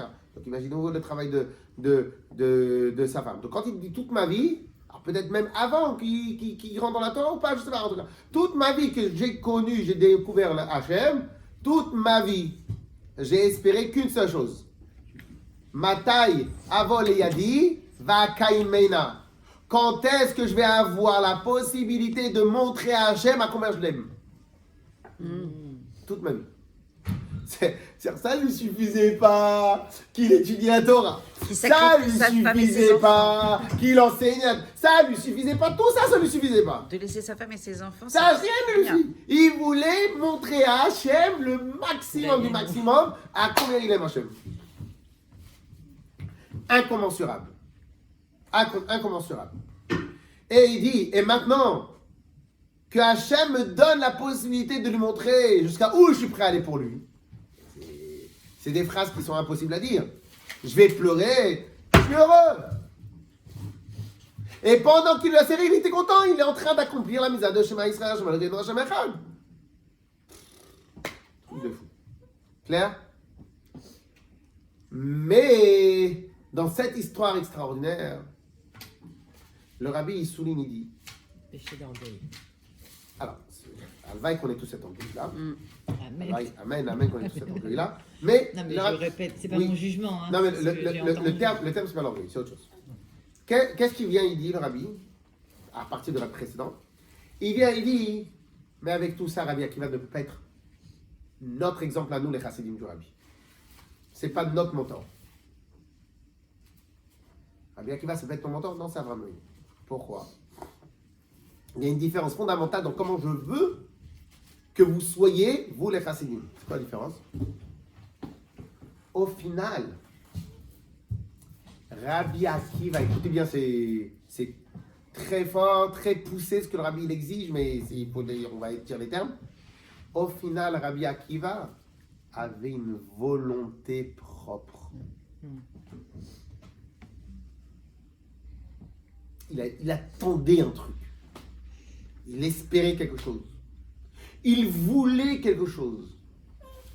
Il avait des envies ultra nobles, mais extraordinairement nobles. C'est des envies que chacun vaille pour nos enfants, que ce soit Rabbi Akiva, pour nos petits-enfants, que ce soit Rabbi Akiva, pour nous-mêmes, que ce soit 1 milliardième de Rabbi Akiva. Mais le Rabbi souligne ça. Encore une fois, si ça avait été un idiot qui dit ça, il n'y a pas de valeur. Parce que c'est Rabbi Akiva qui le dit. C'est ça qu'on le met en valeur. Si ce n'était pas Rabbi Akiva qui le dit, il n'y a pas de valeur. Et avec tout ça, Rabbi Akiva, il avait quoi? Il a quand même gardé une envie perso. Il y avait une envie perso dans son histoire. C'est quoi l'envie perso? Je veux montrer à Hachem combien je l'aime. Et le rabbi, il dit, nous, ça ne peut pas être notre exemple. Notre exemple à nous, ça doit être Rabbi Avraham Avinu. Pourquoi? Avraham Avinu n'avait aucune envie dans rien. Lui n'existait pas. Sa seule raison d'être, sa seule envie qui existait pour lui, pour Rabbi Avraham Avinu, c'était diffuser le nom d'Hachem. Le reste, je ne connais pas. Le reste, je ne connais pas. Mais t'as pas envie de prouver à Hachem? Non, je ne connais pas. Mais t'as pas envie de faire ça? Non, je ne connais pas. Mais des élèves? Non, je ne connais pas. Mais non, je ne connais pas. Mais quoi, je ne connais pas? Si maintenant Hachem me demande de faire... Alors, et si maintenant Hachem me demande de faire Lech Lecha, je fais Lech Lecha. Si maintenant Hachem me demande de combattre Kedar Laomer avec ses 5 rois, je combats Kedar Laomer. Si Hachem me demande de traverser le pays pour rien, je fais. Si Hachem me demande de faire un sacrifice d'Israël, je fais un sacrifice d'Israël. Si Hachem me demande de transformer le sacrifice d'Israël en sacrifice de Béli, je fais un sacrifice de Béli. Aucune envie perso, aucun désir perso, aucune volonté perso. Je connais qu'un truc, je suis autiste total. Je connais qu'un truc, diffuser le nom d'Hachem. Où Hachem me pose, il me met là, là je pose, je diffuse Hachem. Hachem m'a posé là, le lendemain, là je diffuse Hachem. Hachem m'a fait que j'ai une galère, dans la guerre je diffuse le nom d'Hachem. Hachem m'a dit que je suis riche, dans la richesse je diffuse le nom d'Hachem. Hachem il m'a pas donné d'enfant, sans enfant je diffuse. Il m'a donné d'enfant, avec les enfants je diffuse. Mais il n'y a pas un moment où tu dis quelque chose. Tu veux que je dise quoi? J'ai un seul job dans ma vie. C'est fort ou pas? C'est fou ou pas? Et c'est pour ça qu'il a mis en exergue. C'est pour ça qu'il a mis en exergue Rabbi Akiva. Parce qu'avec tout ce que Rabbi Akiva il a fait, il y a un petit truc qui nous dérange, nous. On est des chassidim du Rabbi précédent, donc nous on doit être écrasé total. Il n'y a rien. Il n'y a rien. Il n'y a rien. Ça ressemble un tout petit peu au niveau d'un soldat. On aurait pu dire que Rabbi Akiva, c'est comme une milice. On aurait pu dire que Rabbi Akiva, c'est comme un héros perso. Il vient, il va sauver le monde, c'est un héros perso. C'est son truc, c'est son jeu. Ou une milice, ils ont une chose, ils ont... Peut-être, je ne sais pas comment on peut comparer Rabbi Akiva. Viens, le Rabbi, il veut nous transformer quelque part en soldat. Un soldat, il a sa formation. Si au moment où il a sa formation d'élite, il doit faire passer une grand-mère dans la rue, il va faire passer la grand-mère dans la rue. Mais je n'ai pas compris, tu as 20 ans de... Il n'y a pas de 20 ans de carrière. Il y a... Là, tout de suite, ma mission, là, tout de suite, c'est... On attend de moi quoi? Qu'on fasse traverser une grand-mère dans la rue? Je fais traverser une grand-mère dans la rue. On attend quoi de moi? Que je sois en Israël et que je protège une fête des Arabes là-bas parce qu'ils sont attaqués et qu'on a besoin, mais c'est des Arabes, c'est des ennemis. On m'a demandé, là maintenant je le fais avec à fond la caisse. Mais tu peux te mettre en danger pour des gens qui ne sont même pas ton peuple. Ça n'a pas d'importance. Ça n'a pas d'importance. Là maintenant c'est ma mission, je le fais à fond. Mais tu vas te mettre en danger pour des gens qui ne sont pas de toi. Il n'y a pas d'importance. Il n'y a pas d'importance. Quelque part, dans ce que le Rabbi demande, c'est une sorte de Messirut Nefesh, de don de soi, pas comme celle de Rabbi Akiva, comme celle d'un soldat. Comme celle d'un soldat. C'est-à-dire qu'on n'a presque pas le droit de se poser de questions. Et c'est ce que, ça c'est, et Avraham Avinu, Tachles s'est comporté en soldat. Quand, jusqu'à 75 ans, on n'a pas entendu parler de lui dans la Torah. Et qu'est-ce qu'il a fait pendant 75 ans? Et Hachem ne lui a pas parlé. Il a diffusé, il a enseigné. Il a considéré que son travail allait se diffuser. Jusqu'à 75 ans, de 3 ans, jusqu'à 75 ans, rien qu'il discutait de ça. À partir de 40 ans, qu'il était persuadé de sa méthode, il a commencé à faire yeshivot, expliquer. Et jusqu'à 75 ans, qu'Hachem lui a dit Lech Lecha, on n'a pas entendu parler de lui. À partir de 75 ans, qu'est-ce qu'Hachem lui a dit?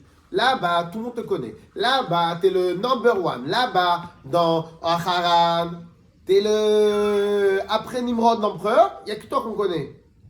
Et pourtant, va dans un endroit où on ne va pas te connaître. Ok. C'est quoi le mot? Ok. Ok. Avec ta femme. Ok. Mais tu... Ok. Et il arrive là-bas. Il arrive en Eretz Israël. Il y a la famine. Descend. Ok. Mais tu m'as dit de venir ici. Non, mais tu m'as dit, il dit pas Abraham Avinu. Il dit pas, mais tu m'as dit de venir en Israël. Tu me dis de descendre en Égypte. Non? Ok. Il arrive en Égypte, il se fait kidnapper. Il ne remet pas en cause Hachem. Ok. Hachem lui dit maintenant prie pour eux. Ok. Il va de l'autre côté. Ok. Il y a qui dans la mer. Ok. Tout ok. Mais il n'y a rien qui te dérange là? Et mon job à moi, c'est diffuser. Il n'y a que ça qui me dérange. Il n'y a que ça qui est important pour moi. Le reste, ok. Donc, c'est un peu un soldat. Mon job à moi, c'est de défendre mon pays. Mon job à moi, c'est de faire ma mission. C'est pas moi qui choisis ma mission. C'est ma mission du moment. C'est pas moi qui choisis. Quand je me suis engagé, j'ai choisi ma mission d'écouter l'armée. Mais après, c'est pas moi qui décide ma mission. C'est clair? Par conséquent, clair ou pas? Clair? Donc au final, dans cette feuille de route de Yud Vatav Shin Yud Aleph, dans cette feuille de route de la feuille de route dans le premier Mamar que le Rabbi l'a donné, un des points qui veut bien éduquer, inculquer et rentrer dans le programme des Chassidim, c'est quoi? C'est clairement comment je vois ma présidence ici. On a 2 points. Un chassid, un shaliach du rabbi, en tout cas chaque chassid du rabbi et chaque juif qui veut s'attacher au rabbi, il doit avoir clair en tête 2 points dans sa vie. 1, la mission. 2, quoi qu'il, dans n'importe quelle condition, dans n'importe quelle manière, dans n'importe quel endroit, dans n'importe quel métier, dans n'importe quelle situation, dans n'importe quelle hypothèse qui puisse exister. Pas de question.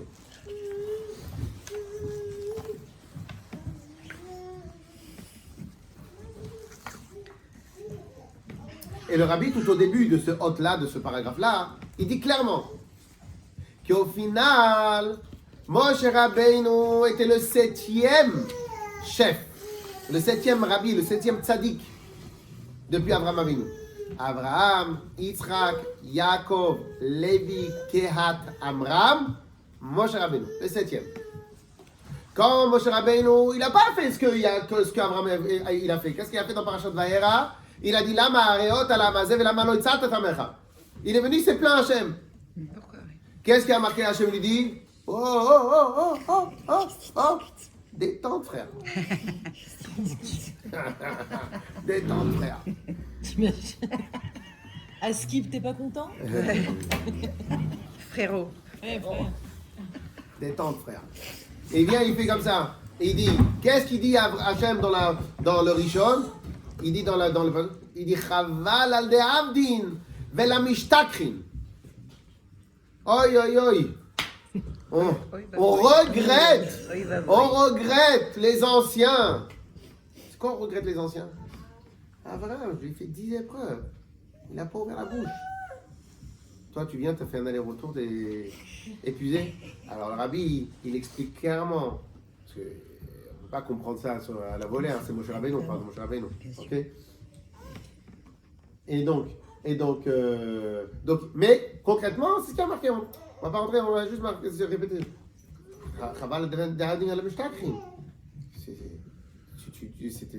Tu me poses des questions, toi? Abraham Avinu, il a été mis à l'épreuve 10 fois avec des épreuves de fou. Il n'a pas ouvert la bouche. Toi, tu ouvres la bouche parce que tu es parti en Égypte, tu as ouvert la bouche, toi? Qu'est-ce qu'il veut lui dire par là, le rabbi? Écoutez bien. Qu'est-ce qu'il veut dire par là, le rabbi?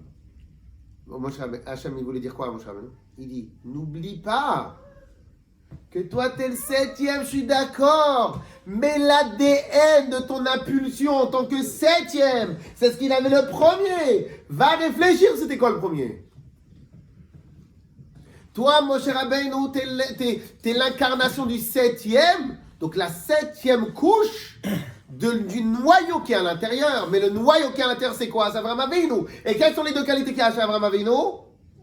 1, on connaît qu'une seule chose, diffusion du nom d'Hachem. 2, pas de question, on avance, on trace. Une des phrases extraordinaires qu'on a dans la paracha de la semaine, c'est lorsque les Bnei Israël, ils arrivent devant la mer, ils ont peur.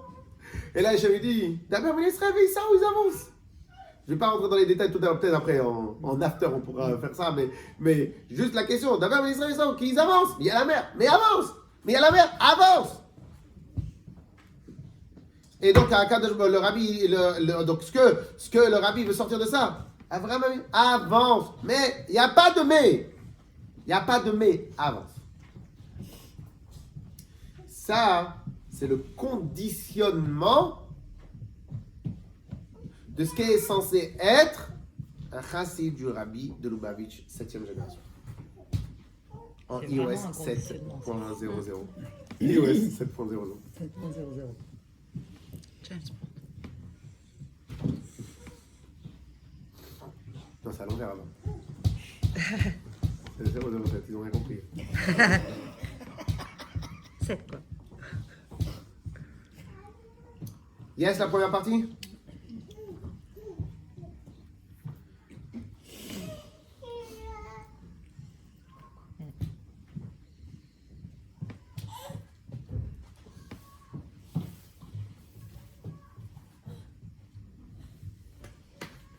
Yes? Parce que c'est tellement fort.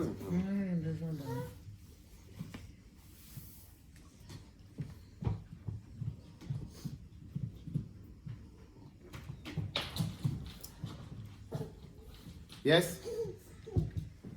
Alors, je sais pas quelle heure il est là.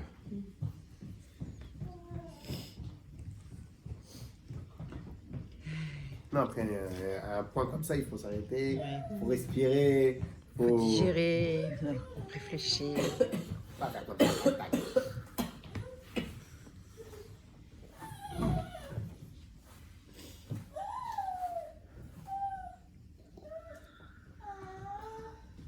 Yes? Ok. Alors maintenant, par comparaison, évidemment,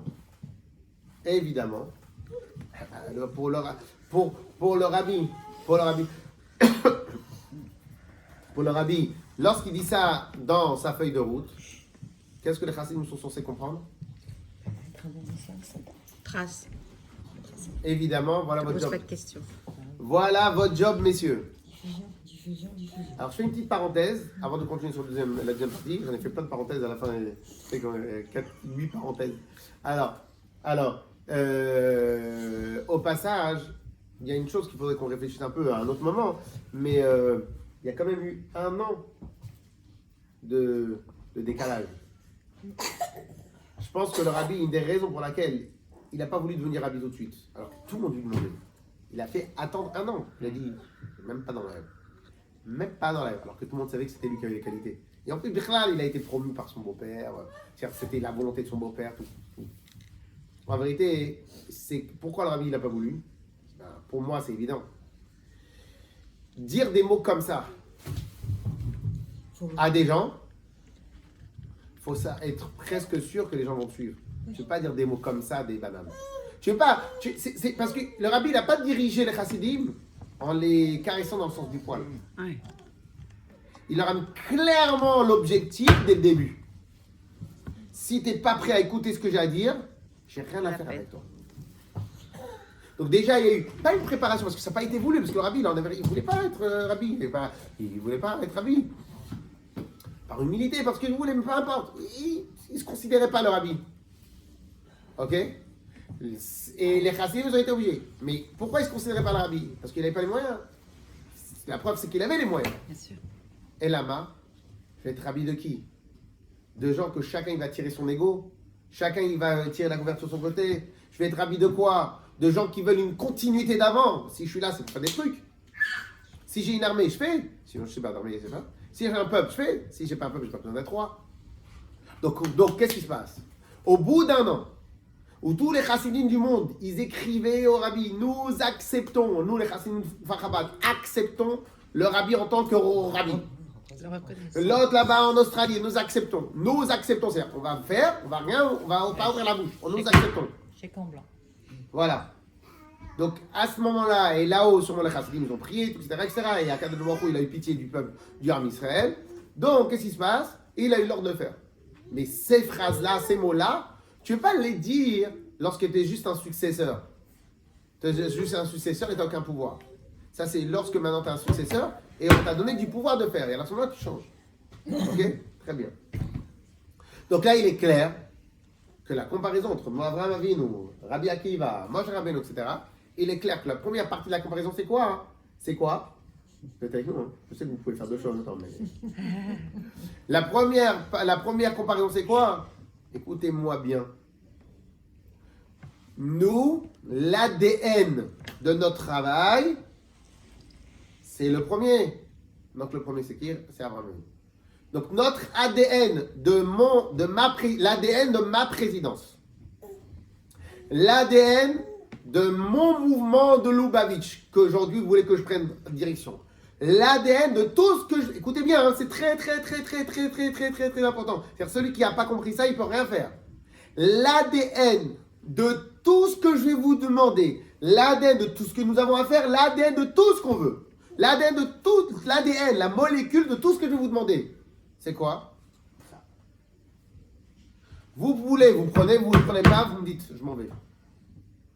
Vous signez, tu signes, mais qu'est-ce que tu vas nous demander? Tu vas demander hospitalité, tu vas nous demander quoi, Rabbi? Vous allez nous demander suppression à Vodazara, tu vas demander serviteur de Dieu, confiance, et monnaie, tu vas nous demander quoi? Chèque en blanc. Là où il y aura besoin de toi, tu vas y aller. C'est très important parce que pour moi, c'est vraiment la base de la base pour comprendre ce que le Rabbi demande. Si on n'a pas compris ça, tu oublies, tu n'as rien compris à tout ce que le Rabbi a demandé. Donc, mais Rabbi, qu'est-ce que vous allez nous demander? Je ne sais pas, même à l'époque, je ne sais même pas s'il savait qu'il allait envoyer des gens à droite, à gauche. Sûrement qu'il savait, parce que c'était le Rabbi précédent, il avait déjà initié, mais peu importe. Il ne savait pas qui il allait envoyer, qui il n'allait pas envoyer. Comme on raconte qu'une fois, il a voulu envoyer quelqu'un quelque part. Le quelqu'un, il a dit, je vais demander à ma femme. Il dit, dégage. Fini. C'est fini, c'est réglé l'histoire. Non, c'est bon, tu vas nulle part. C'est quoi tu vas nulle part? T'imagines un soldat, tu vas aller là-bas. Attends, faut que je demande à ma mère, si elle me permet. Et ça montre aussi que s'il a besoin de demander, c'est que sa femme, elle n'est pas d'accord. C'est parce que si sa femme, elle était comme Rachel, il n'y a pas de problème, parce que le Rabbi demande. Je sais pas. Parce que si déjà maintenant tu commences à te poser des questions, quand tu vas arriver là-bas sur place et tu vas avoir des difficultés, tu vas demander quoi? Tu vas m'appeler toutes les 2 minutes. Ok? Donc en fin de compte, c'était 0-1 chez le Rabbi. 0-1. Oui ou non? Il n'y a pas. Si maintenant vous m'avez demandé, c'est pour signer. C'est quoi ce que je vais vous demander? C'est ça. Mais vous allez demander quoi? D'étudier? Peu importe ce que je vais vous demander. Et peu importe là où vous allez être, et peu importe de quelle manière vous allez faire. On a un point à faire. Diffuser. Yes? Yes? Ça coûte 1 milliard cette info. Hein. Du coup, j'ai honte maintenant quand je repense au rave de... Est-ce que c'était de Oslo? Je vous avais raconté que j'étais partie à Oslo et qu'on était 2, genre mon mari et moi, lui et un copain et sa femme. Donc c'est ça le Chabbat de Oslo? Il me dit, mais il n'y a plus personne. C'était dans sa maison. C'était même pas dans un Chabbat, c'est dans sa maison. Mais c'est un soldat, le gars. Et, pose pas de question. Et en discutant, il nous dit que son frère ou son cousin, c'est le rave de Koh Samui où il y a 1000 personnes par jour. Le truc, il est 3 fois plus grand qu'ici. Chaque Shabbat, ils font 4 services de 350 personnes. Je lui dis, mais j'ai honte maintenant. Je lui dis, mais vous avez perdu à la courte paille. Un, il a eu Oslo, l'autre, il a eu Koh Samui. Maintenant, avec le recul, je me dis, peut-être dans son regard, je vais te tuer, ça y avait peut-être. En fait, encore mieux que ça. Moi, le premier, j'ai fait une grande erreur. Mais il me dit, mais moi, c'est ici que je dois être. Mais moi, le lui, premier... c'est là qu'il doit être, et moi, c'est là. Mais moi, le premier, je me suis fait remonter les bretelles. Il y avait un jeune homme qui devait aller en Kéro dans un endroit très compliqué. Je ne sais même pas pourquoi il y va, quoi. Et qui était tellement bon. Je me dis, mais un gars comme toi, c'est bon en Israël. Ou en France, quoi. Ou en France. En plus, ton père, il avait déjà commencé à initier une shlichut. C'est ici que tu vas faire du... Tu vas renverser le monde. Là où il allait, il renversait le monde, le gars. Il est très, très bon. Ok? Et au final... Et moi, le pire, c'est que moi, je le perçois. Maintenant, il a été renvoyé par le... Il a été... donc, il a eu... C'était sa shlichut, quoi. Et moi, après... Et vient... Et à un moment, il me remet des bretelles. Mais je ne comprends pas. Oui, on est envoyé dans un endroit, on ne mange pas. C'est quoi? On commence à réfléchir. S'il y a du monde, pas. Je me tais, j'ai rien à dire. Et le pire, c'est qu'avec toutes les merveilles qu'il a fait là-bas, ça prouve tellement encore une fois. Donc, grâce à Dieu, je me suis remonté le motel comme il fallait. mais c'est très bien, comme ça on s'en nous met à chaque fois les choses, et Tachlis c'est comme ça. Et que lui, comme quelqu'un qui d'ailleurs faisait des merveilles, il peut aller dans un endroit aride, il peut faire fleurir de l'herbe. Clair? Clair? Donc en vérité, il n'y a pas de question. C'est très bien. Maintenant qu'on a terminé ça, donc ce premier point, il est super clair. Alors maintenant, bien le Rabbi donne deuxième point. Je ne sais pas si on aura le temps de tout faire comme il faut. On va avancer. Si on a le temps, on attend. Si on n'a pas le temps, on attend. Après, il y a le deuxième point le plus important de ce Mahama. Bon, à part le fait qu'il faut faire venir ma chère, c'est important, mais on n'a pas le temps de tout faire. Le deuxième point dans la méthode le plus important du Mahama. Il dit, mais Rabbi, vous nous prenez pour qui? Dans le sens humble du terme. Vous nous prenez pour qui? Vous voulez qu'on fasse connaître Dieu partout dans le globe? Et vous nous prenez pour qui? L'endroit où le Rabbi est devenu Rabbi, il est grand de là à là-bas. Un peu moins que là-bas, ouais. Et juste là. Voilà la synagogue où le Rabbi de Lubavitch est devenu Rabbi. Avec la moitié de Chassidim estropiés, avec il vient de sortir de ça va la fin? Non, je vais rester un peu de avec la moitié des Chassidim rescapés de la Shoah, rescapés de Staline, rescapés, un monde juif dévasté total, mais dévasté dans tous les domaines, quoi. Et nous, vous nous prenez pour qui? Comment on va faire? Vous imaginez cette phrase-là? T'as tes soldats, tu leur dis on va conquérir le monde. Vous nous prenez pour qui? C'est fou! Et là, le Rabbi, il fait une autre préface de fou. C'est quoi notre préface? On prend une photo, vous voulez pas prendre une photo, même vous me passez après à moi? C'est sympathique. Trop sympathique. Allez-y, plus près. Ouais, Là, c'est parce un que peu là, loin. moi, j'ai pas une bonne définition.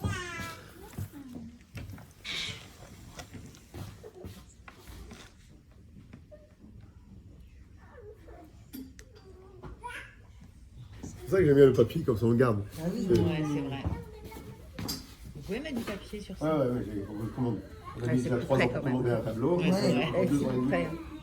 Alors, C'est plus près. alors, Tu peux l'envoyer. le deuxième point le plus signifiant dans le Mahamar, c'est quoi? C'est mes rabbis. Comment on va faire? Vous voulez qu'on fasse quoi? Bonne question. Légitime? Légitime ou pas légitime? Bien sûr. Une des grandes puissances du rabbi, ça a été pendant tout le temps que le rabbi est rabbi, de montrer le positif dans chaque chose. On avait travaillé un peu la semaine dernière. Le positif dans chaque chose.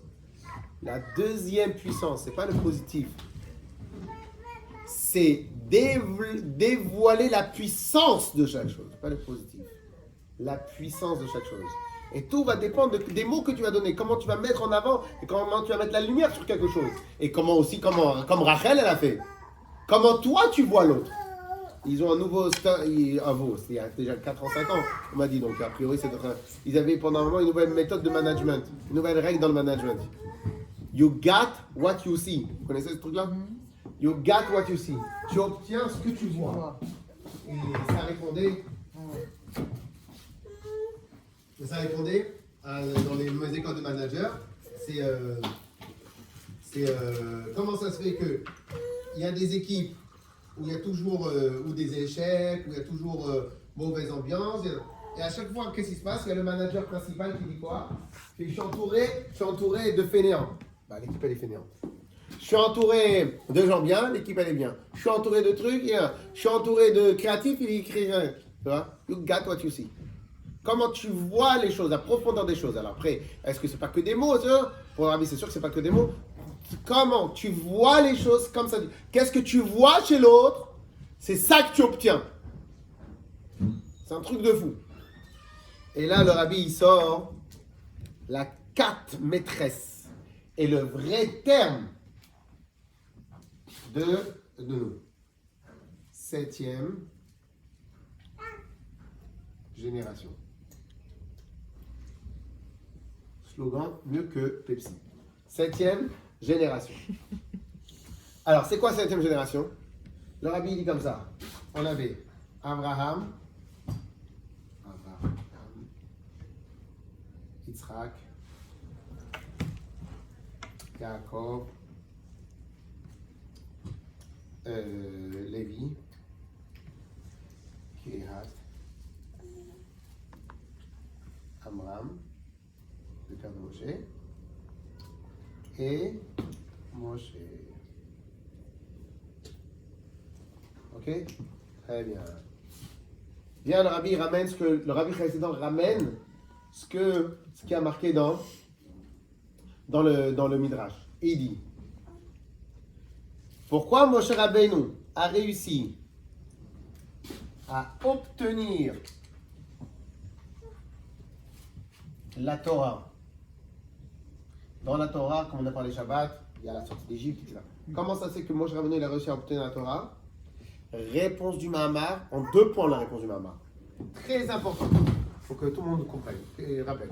1, réponse numéro 1, parce qu'il est le 7e. Ok, et alors? Et par principe, tous les 7e sont chéris. Merci. Alors, Mais je suis la relou qui corrige des fautes sur Facebook, moi. c'est pour la postérité. Je peux C'est pour- Tous les 7e sont chéris. Donnez-moi quelques exemples de 7e qui sont chéris. Shabbat. Oh, Yes. Shabbat. Qu'est-ce qu'on a encore comme 7e? La Shemitah. Rosh Tishri. Tishri, c'est le mois où on a le plus de fêtes. Extraordinaire, c'est le 7e mois de l'année. Après Lévi, c'est quoi? Lévi, Kehat, Amram et Moshe. On a les filines, on a 7 tours dans le filine. Qu'est-ce qu'on a encore comme 7?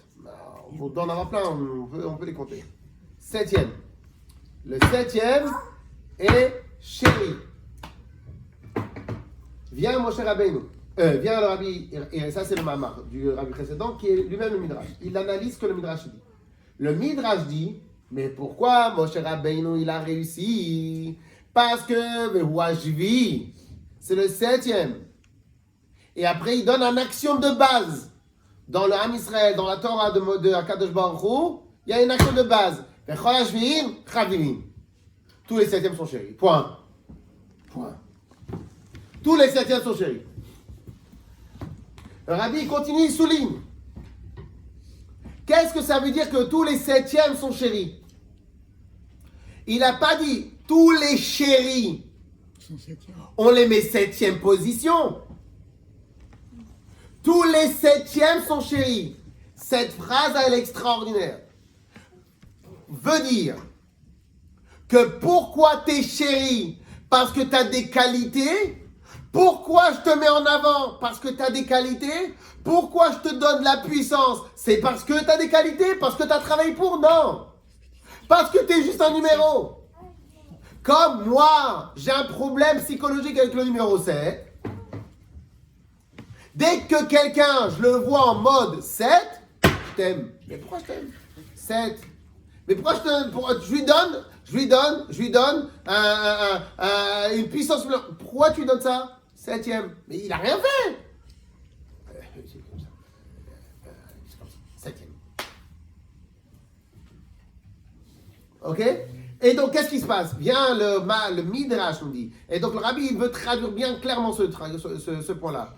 Et il veut dire, il veut bien traduire bien clairement ce point-là. Et il dit, Moshe a obtenu la Torah, a obtenu tout ce que les autres ils ont cherché à avoir. Parce que c'est Moshe Rabbeinu. Mais pourquoi Moshe Rabbeinu il a eu cette puissance-là? Parce qu'il est le 7e. Et après,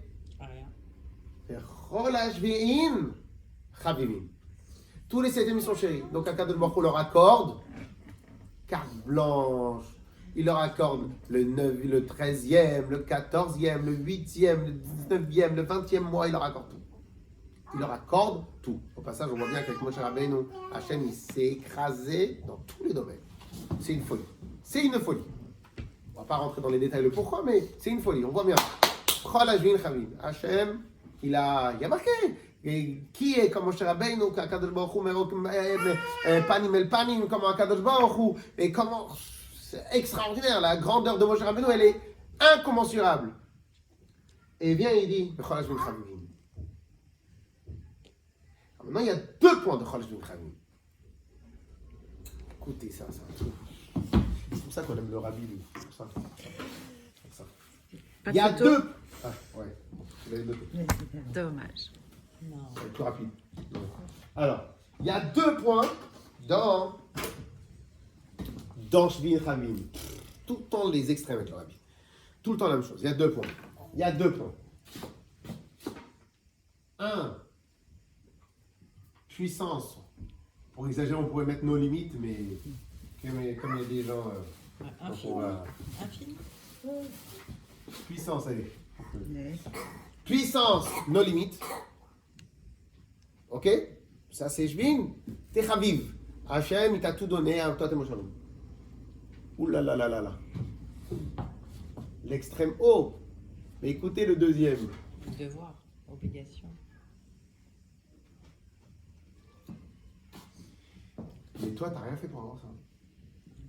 Ça vient pas de toi. Ça vient pas de... Ça vient pas de toi. Cette phrase-là est très très importante. Ça vient pas de toi. En gros, ça veut dire tu l'as fait pas, t'as rien fait pour avoir ça. Mais sors pas tes bretelles. Sors pas tes bretelles, toi. Mais t'es qui, toi? Tu veux sortir ta bretelle, tu veux pavaner? Mais tout ce qu'on t'a donné, c'est juste parce que t'es le 7e. Oh, descends. T'es juste un numéro. Tout ce que t'as, c'est juste parce que t'es un numéro. Il y a un contraste de fou ici. Il y a un contraste de fou. J'ai la carte blanche. Je suis l'émissaire du grand maître d'Arabie Saoudite. Donc j'ai 150 milliards de chèques en blanc à donner. Et toi, tu veux te pavaner parce que tu as une Mercedes, tu as une Rolls-Royce, parce que tu as une Ferrari. Tu ne pavanes pas, c'est pas à toi, c'est à l'autre. Toi, tu es payé à 3 000 € par mois. C'est bien un discours pour les hommes, ça. Oui, c'est vrai. Ça nous parle pas, nous. Sac à main, chaussures, bague. Franchement, Ferrari. Mais c'est pas pour ça qu'on est les maîtres. Faut vous adapter quand même. Et c'est pas pour ça qu'on est des maîtresses du monde, par exemple. On est juste des Je ne lumières. pensais pas que vous avez pensé. Moi, je parle des hommes parce qu'ils sont vénales, enfin les dames. Si je parle comme ça des dames. Le mot, il est féminin. Mais oui. Inventé pour Non, nous. Vénal. vénal sans eux. S. Très vénal avec Ouais, elle. mais on le connaît. C'est que c'est Alors, donc qu'est-ce qui se passe? Ouais, redescends, quoi. T'as rien. Imaginez-vous maintenant quelqu'un sur, je parle pour les hommes, imaginez maintenant quelqu'un comme ça sur la Côte d'Azur, il vient, il se la joue, il est comme ça sur la Ferrari, il tourne comme ça, maintenant il se la joue. Et maintenant il est juste le portier, il est juste le, comment ça s'appelle Le chauffeur. Non, le voiturier. Le voiturier. Il vient, il se la joue. Et tu vois pas que t'es un clochard. Donc, tu te pavanes comme si... Mais t'es juste un voiturier qu'on t'a donné 10 € de pourboire. Et tu te pavanes. Ça s'appelle un idiot. Encore que le propriétaire, il se pavane. Maintenant, il est censé savoir que tout c'est Hachem qui a donné. C'est Eder. Ok, t'as ça, lui. Ok? Mais que le voiturier se pavane. Ça s'appelle un idiot. Ça s'appelle un idiot. En français, ça s'appelle un idiot. Pour pas aller dans cet extrême-là, mais dans le même idée, c'est quoi? Puissance nos limites. Oh, redescends sur terre là. Donc je suis bon. Mais non. Mais t'es pas bon toi. T'es juste parce que t'es le 7e. À l'envers. Alors je suis nul. Non, t'es bon. Mais c'est parce que je suis bon. Non, c'est parce que t'es le 7e. Mais alors je suis nul. Non, t'es bon. Bon, combien? Non, mais c'est important. Non, c'est important. Mais c'est très, très, très important. Pourquoi? Oui, c'est pour se rééquilibrer. Parce que à l'intérieur de ta puissance, tu dois comprendre que de toi, t'as rien, t'es juste un soldat. Mais que je t'ai donné tous les outils pour y arriver. Et que si tu te poses la question, mais comment je peux y arriver? Ne te pose pas la question, je t'ai donné tous les outils. Mais pourquoi moi j'aurai les outils? Je suis rien. Parce que t'es le 7e. Ah, alors je vais me pavaner. Au boulot. Pourquoi au boulot? Parce qu'on t'a donné les outils. Parce que t'es le 7e. Donc t'as tout approuvé là maintenant. Mais je vais jamais y arriver. Si, parce qu'on t'a donné tout. Mais alors je suis bon. Oh, descends là, t'as du boulot là. Avance. Dans cette phrase-là, il est censé être incrusté le secret de la génération du Rabbi. Donc quand il voit les gens en face de lui, le jour où il devient Rabbi, il veut leur transmettre quoi comme message? Messieurs, on a le monde à conquérir. Mais on n'est rien, nous, on n'a rien, on n'est rien. Vous êtes rien. Vous êtes la 7e génération, je suis la 7e Rabbi, donc vous êtes la 7e génération. Mais comment on va y arriver? Le travail est trop important. Mais on est la 7e génération comme Moshe Rabbeinu. Moshe Rabbeinu, il était Chaviv. Chaviv, donc nous on est Chaviv. Mais pourquoi on est Chaviv? Ah, on va se pavaner. Non. Rabbi après il dit, attention que personne se la joue ici. Rabbi il dit comme ça clairement. Ela shemikol makom daf nid zain genar baizir. Il faut pas se jouer. Non, pas se la jouer. Il faut pas se la jouer. Se tromper en soi-même, avoir des illusions, avoir des illusions dans soi-même. À toi, t'es rien. À toi, t'as rien. Toi, t'es rien. On t'a donné un ordinateur avec une puissance phénoménale et que tu peux faire des choses. Mais c'est pas toi, c'est un autre qui a créé l'ordinateur. C'est un autre qui a créé le courant, c'est un autre qui a créé le programme, c'est un autre qui te l'a amené, c'est un autre qui te l'a livré et c'est un autre qui te l'a acheté. Mais ça ne change pas que c'est toi qui l'as. Mais ça ne change pas que c'est toi qui l'as. Claire l'idée? Et dans cette idée-là, il y a tout. L'esprit soldat, toi t'as rien et t'es rien. Mais t'as des outils. Mais pourtant on doit conquérir le monde. Et comment c'est possible? Il y a une armée derrière. Toi tu as profité de tout ce que le travail il a été fait auparavant. C'est la base de la réflexion de la 7e génération de Rabbi. C'est le number one. Celui qui a compris ça, il a compris. Celui qui n'a pas compris ça, tu vas ailleurs. Tu vas chez les chassidim de Vijnist. Tu vas ailleurs. Si tu n'as pas compris, tu veux pas. Tu vois, c'est clairement établi. Et à l'intérieur de cela, le Rabbi donne une vision ultra puissante à ses chassidim. Mais en même temps, il leur rappelle, on a du boulot. Mais que si on va le faire le boulot, on va y arriver. Mais on ne peut pas y arriver, c'est un boulot monstre. On est des monstres. On a de la puissance. Mais on ne peut pas, on n'est rien nous. Toi, tu crois que t'es rien. 7e génération. On nous a tout donné. On nous a tout donné. C'est un discours, mais de fou. Et celui qui a un tout petit peu d'émouna dans les tzadikim et d'émouna dans le Rabbi, il sort, il est une fusée nucléaire. Et tout celui qui étudie ça, c'est une fusée nucléaire. Pourquoi? Le Rabbi, il donne, il dit, on a tout, on a tout.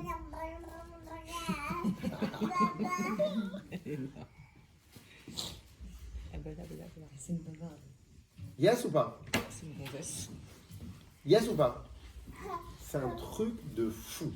Et c'est bien parce que c'est comme un juge intérieur qui dit de rester en équilibre. D'un côté, on est surpuissant, mais en vérité, on n'a rien fait pour ça. On est tombé 7e dans le calendrier, quoi. Donc, je trouve que c'est un garde-fou permanent. Alors, et pour lui et pour nous ce tous. que vous dites, vous avez raison. Mais ce que vous dites, vous êtes en train de travailler essentiellement sur une des facettes. Oui, enfin, sur ce point. Qui est l'équilibre. Oui. Non, mais garde-fou un peu, pour pas prendre la grosse tête, pour pas se décourager. L'équilibre en général, tout ce qu'on trouve en équilibre, c'est tout le temps sur des choses, c'est édulcoré. C'est pas édulcoré. C'est quand on fait tout le temps du miche-miche. C'est sur ça qu'on trouve l'équilibre. Donc vous êtes arrêté sur un aspect, ça s'appelle l'équilibre. L'équilibre, le problème de miche-miche. Je prends un pain au chocolat, mais je ne mange pas de la journée. Non, je pensais pas. Un instant. Ok. là, on est dans l'équilibre de deux extrêmes. C'est ça. Ouais, c'est Oui, ce oui. qu'elle dit. Je suis d'accord. Et dans ce que vous dites, dans l'équilibre, quand on parle à des En gens, tant que Mich-Mich, quand on parle à des gens, c'est le garde-fou permanent. Oui. C'est-à-dire Hachem, il est au milieu de la balance tout le temps. je suis d'accord, mais quand on parle d'équilibré, une personne équilibrée de manière générale, quand on parle en français de gens équilibrés, c'est des gens qui font jamais de folie. Ils sont dans l'équilibre. Ah oui, non, je pensais pas à Oui, ça. non, hein? Non, c'est pas ça. Dans la mesure. Dans la mesure. Ouais, mais je pensais dans le pas genre. à ça, moi. Ok, c'est pour ça que je tiens à préciser. Ce que vous dites, vous avez raison sur l'équilibre, mais pas le terme équilibre qu'on utilise aujourd'hui. Aujourd'hui, quelqu'un d'équilibré, Non, mais je c'est parle vraiment de la quelqu'un. balance divine. Ouais. C'est quel... du Oui, oui, point c'est bien, c'est pour ça, zéro, c'est pour ça que je le tu souligne. tombes un peu par là, puis tu te remets de l'autre côté. C'est pour ça que je le Par là, souligne. hop. Donc quand on parle des gens équilibrés, en général, 95% de la population mondiale, c'est quoi équilibré? Non, je fais pas de vagues. C'est que on vient, on travaille dur, mais on s'arrête à 18h, à 18h. On travaille dur. Ah ouais, Et non, quand on non, travaille dur, on fait que ça, hein? Y a pas de Ouais, risque. tranquille. Non, ça, c'est tranquille. plus de la Équilibré, c'est moyenne. plus tranquille. Non, mais ça, c'est plus Voilà. esprit moyen. Voilà. moyenne. Et ici, c'est un équilibre, mais c'est le mot équilibre, c'est pas, je pense pas que c'est ça l'idée de base, ici le mot équilibre. Oui, ou garde-fou. Ici, l'idée, c'est quoi? C'est que d'un côté, je rappelle à quelqu'un, tu as toute la puissance qu'il faut, mais rappelle-toi, c'est pas de toi, c'est de quelqu'un d'autre.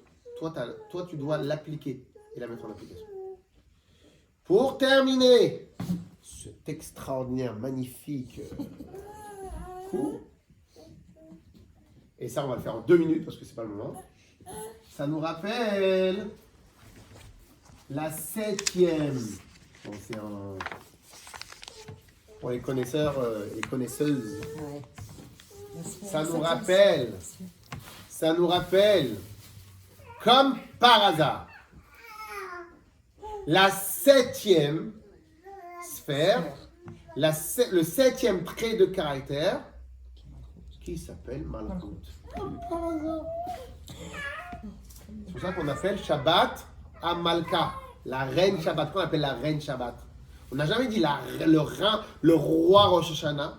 On n'a jamais dit le roi Sukkot. On n'a jamais dit. Pourquoi on dit reine Shabbat?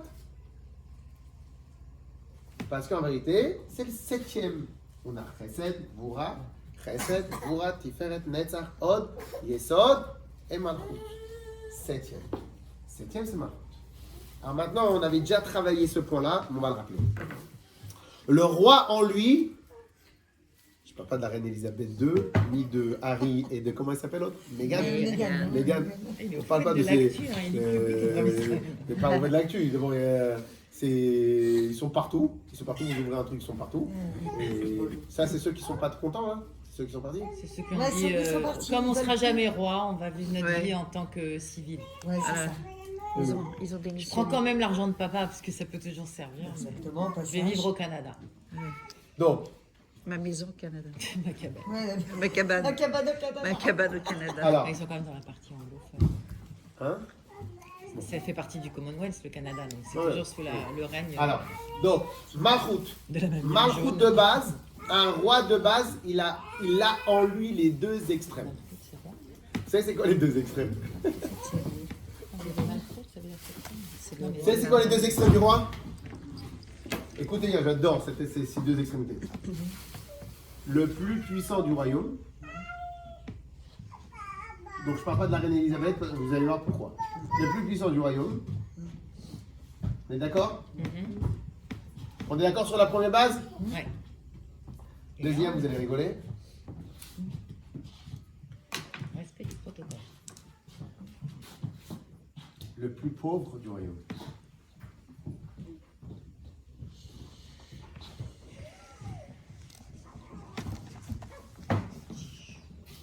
Pourquoi le plus pauvre?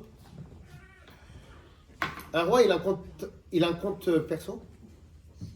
Il a un compte en banque perso. C'est le trésor du royaume, c'est le Ah ouais. trésor. Donc il a un compte perso, lui? Non, Est-ce qu'il a un compte en banque perso, le roi? Il a pas besoin. puisque tout lui appartient. Enfin, je veux dire, C'est pas qu'il n'a pas besoin. Parce que s'il prend, c'est qu'il a volé l'argent du peuple. Ben oui. Donc un roi, par définition, il a rien. il n'a pas d'argent perso. Enfin, c'est ta théorie, hein, parce que... C'est pour ça que j'ai dit, aujourd'hui, ce que vous voyez, ce qu'on voit pour la reine Elisabeth, Ouais, ça parce n'a que rien à quand voir. ils ont fait la séparation du pouvoir, ils ont voulu garder un équilibre. Pas comme ils ont fait ici en France, qu'ils ont fait le retrait total de toute monarchie, etc. 68, la révolution et tout ça. Ils ont fait une séparation. C'est quoi? Non, mais C'est aujourd'hui, qu'on il y a va... beaucoup de rois encore dans le monde. Il y a beaucoup de royautés. Et Oui, mais tous, ils sont où à l'exemple? Ou c'est des dictateurs, ou ils sont à l'exemple de l'Angleterre. Mais un roi qui a tous les pouvoirs, il n'en existe plus aujourd'hui. Ok? Mais donc ils ont fait une séparation, donc ils ont donné à la reine et à la famille de Penguinington, je sais pas comment ils s'appellent. Un instant, on va y arriver. Donc ils leur ont donné un moyen de se financer pour ne pas être sur les épaules du royaume. Donc ils leur ont donné plein d'immobilier, je me rappelle plus, ils ont donné plein de trucs. Ils gardent cet aspect-là, bon je sais pas exactement à quoi ils servent, si c'était le kavod, mais je sais pas exactement à quoi ils servent. Ils gardent cet aspect-là, ils gardent certains trucs, mais qui savent... C'est bon?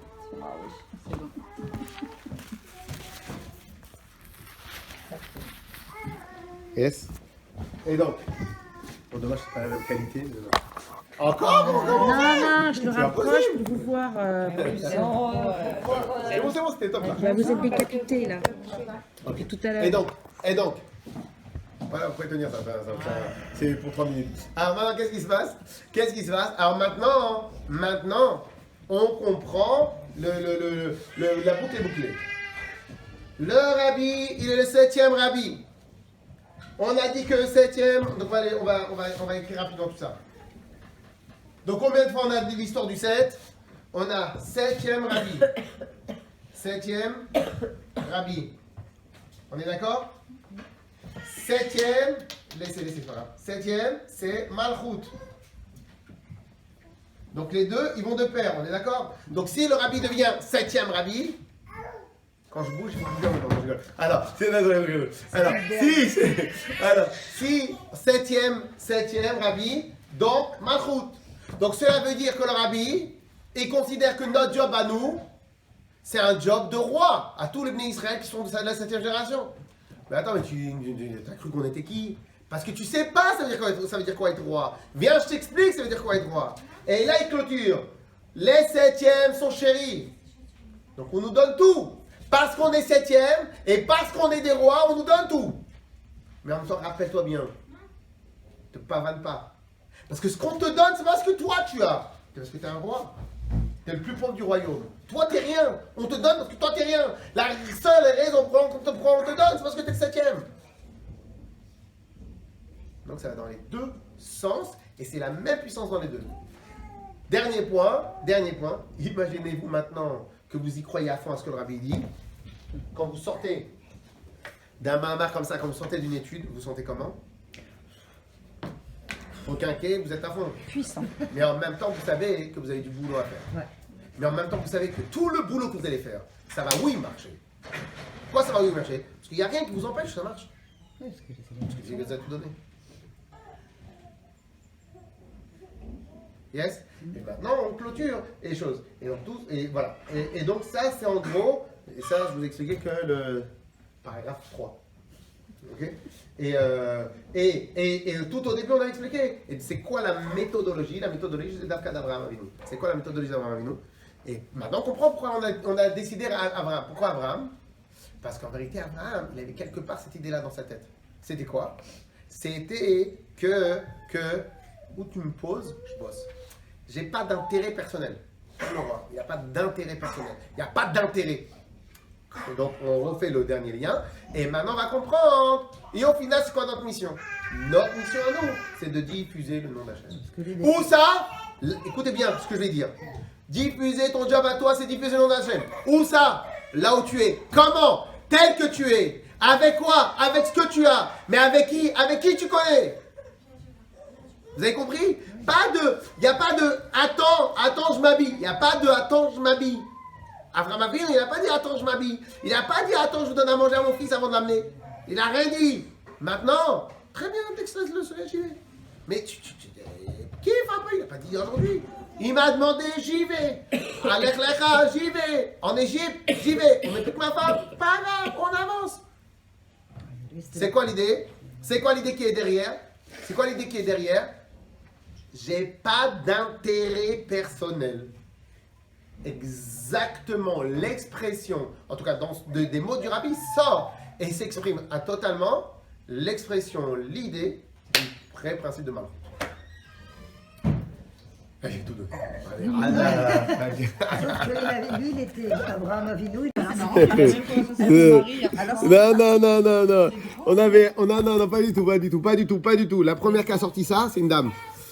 Une dame au cours, dont je tairai le nom, a dit mais quand je suis énervé, j'aime bien qu'après j'ai une discussion avec mon mari et qu'il s'excuse pour ce qu'il a fait. Alors j'ai dit, elle n'a pas dit comme ça, et qu'il admet ses torts.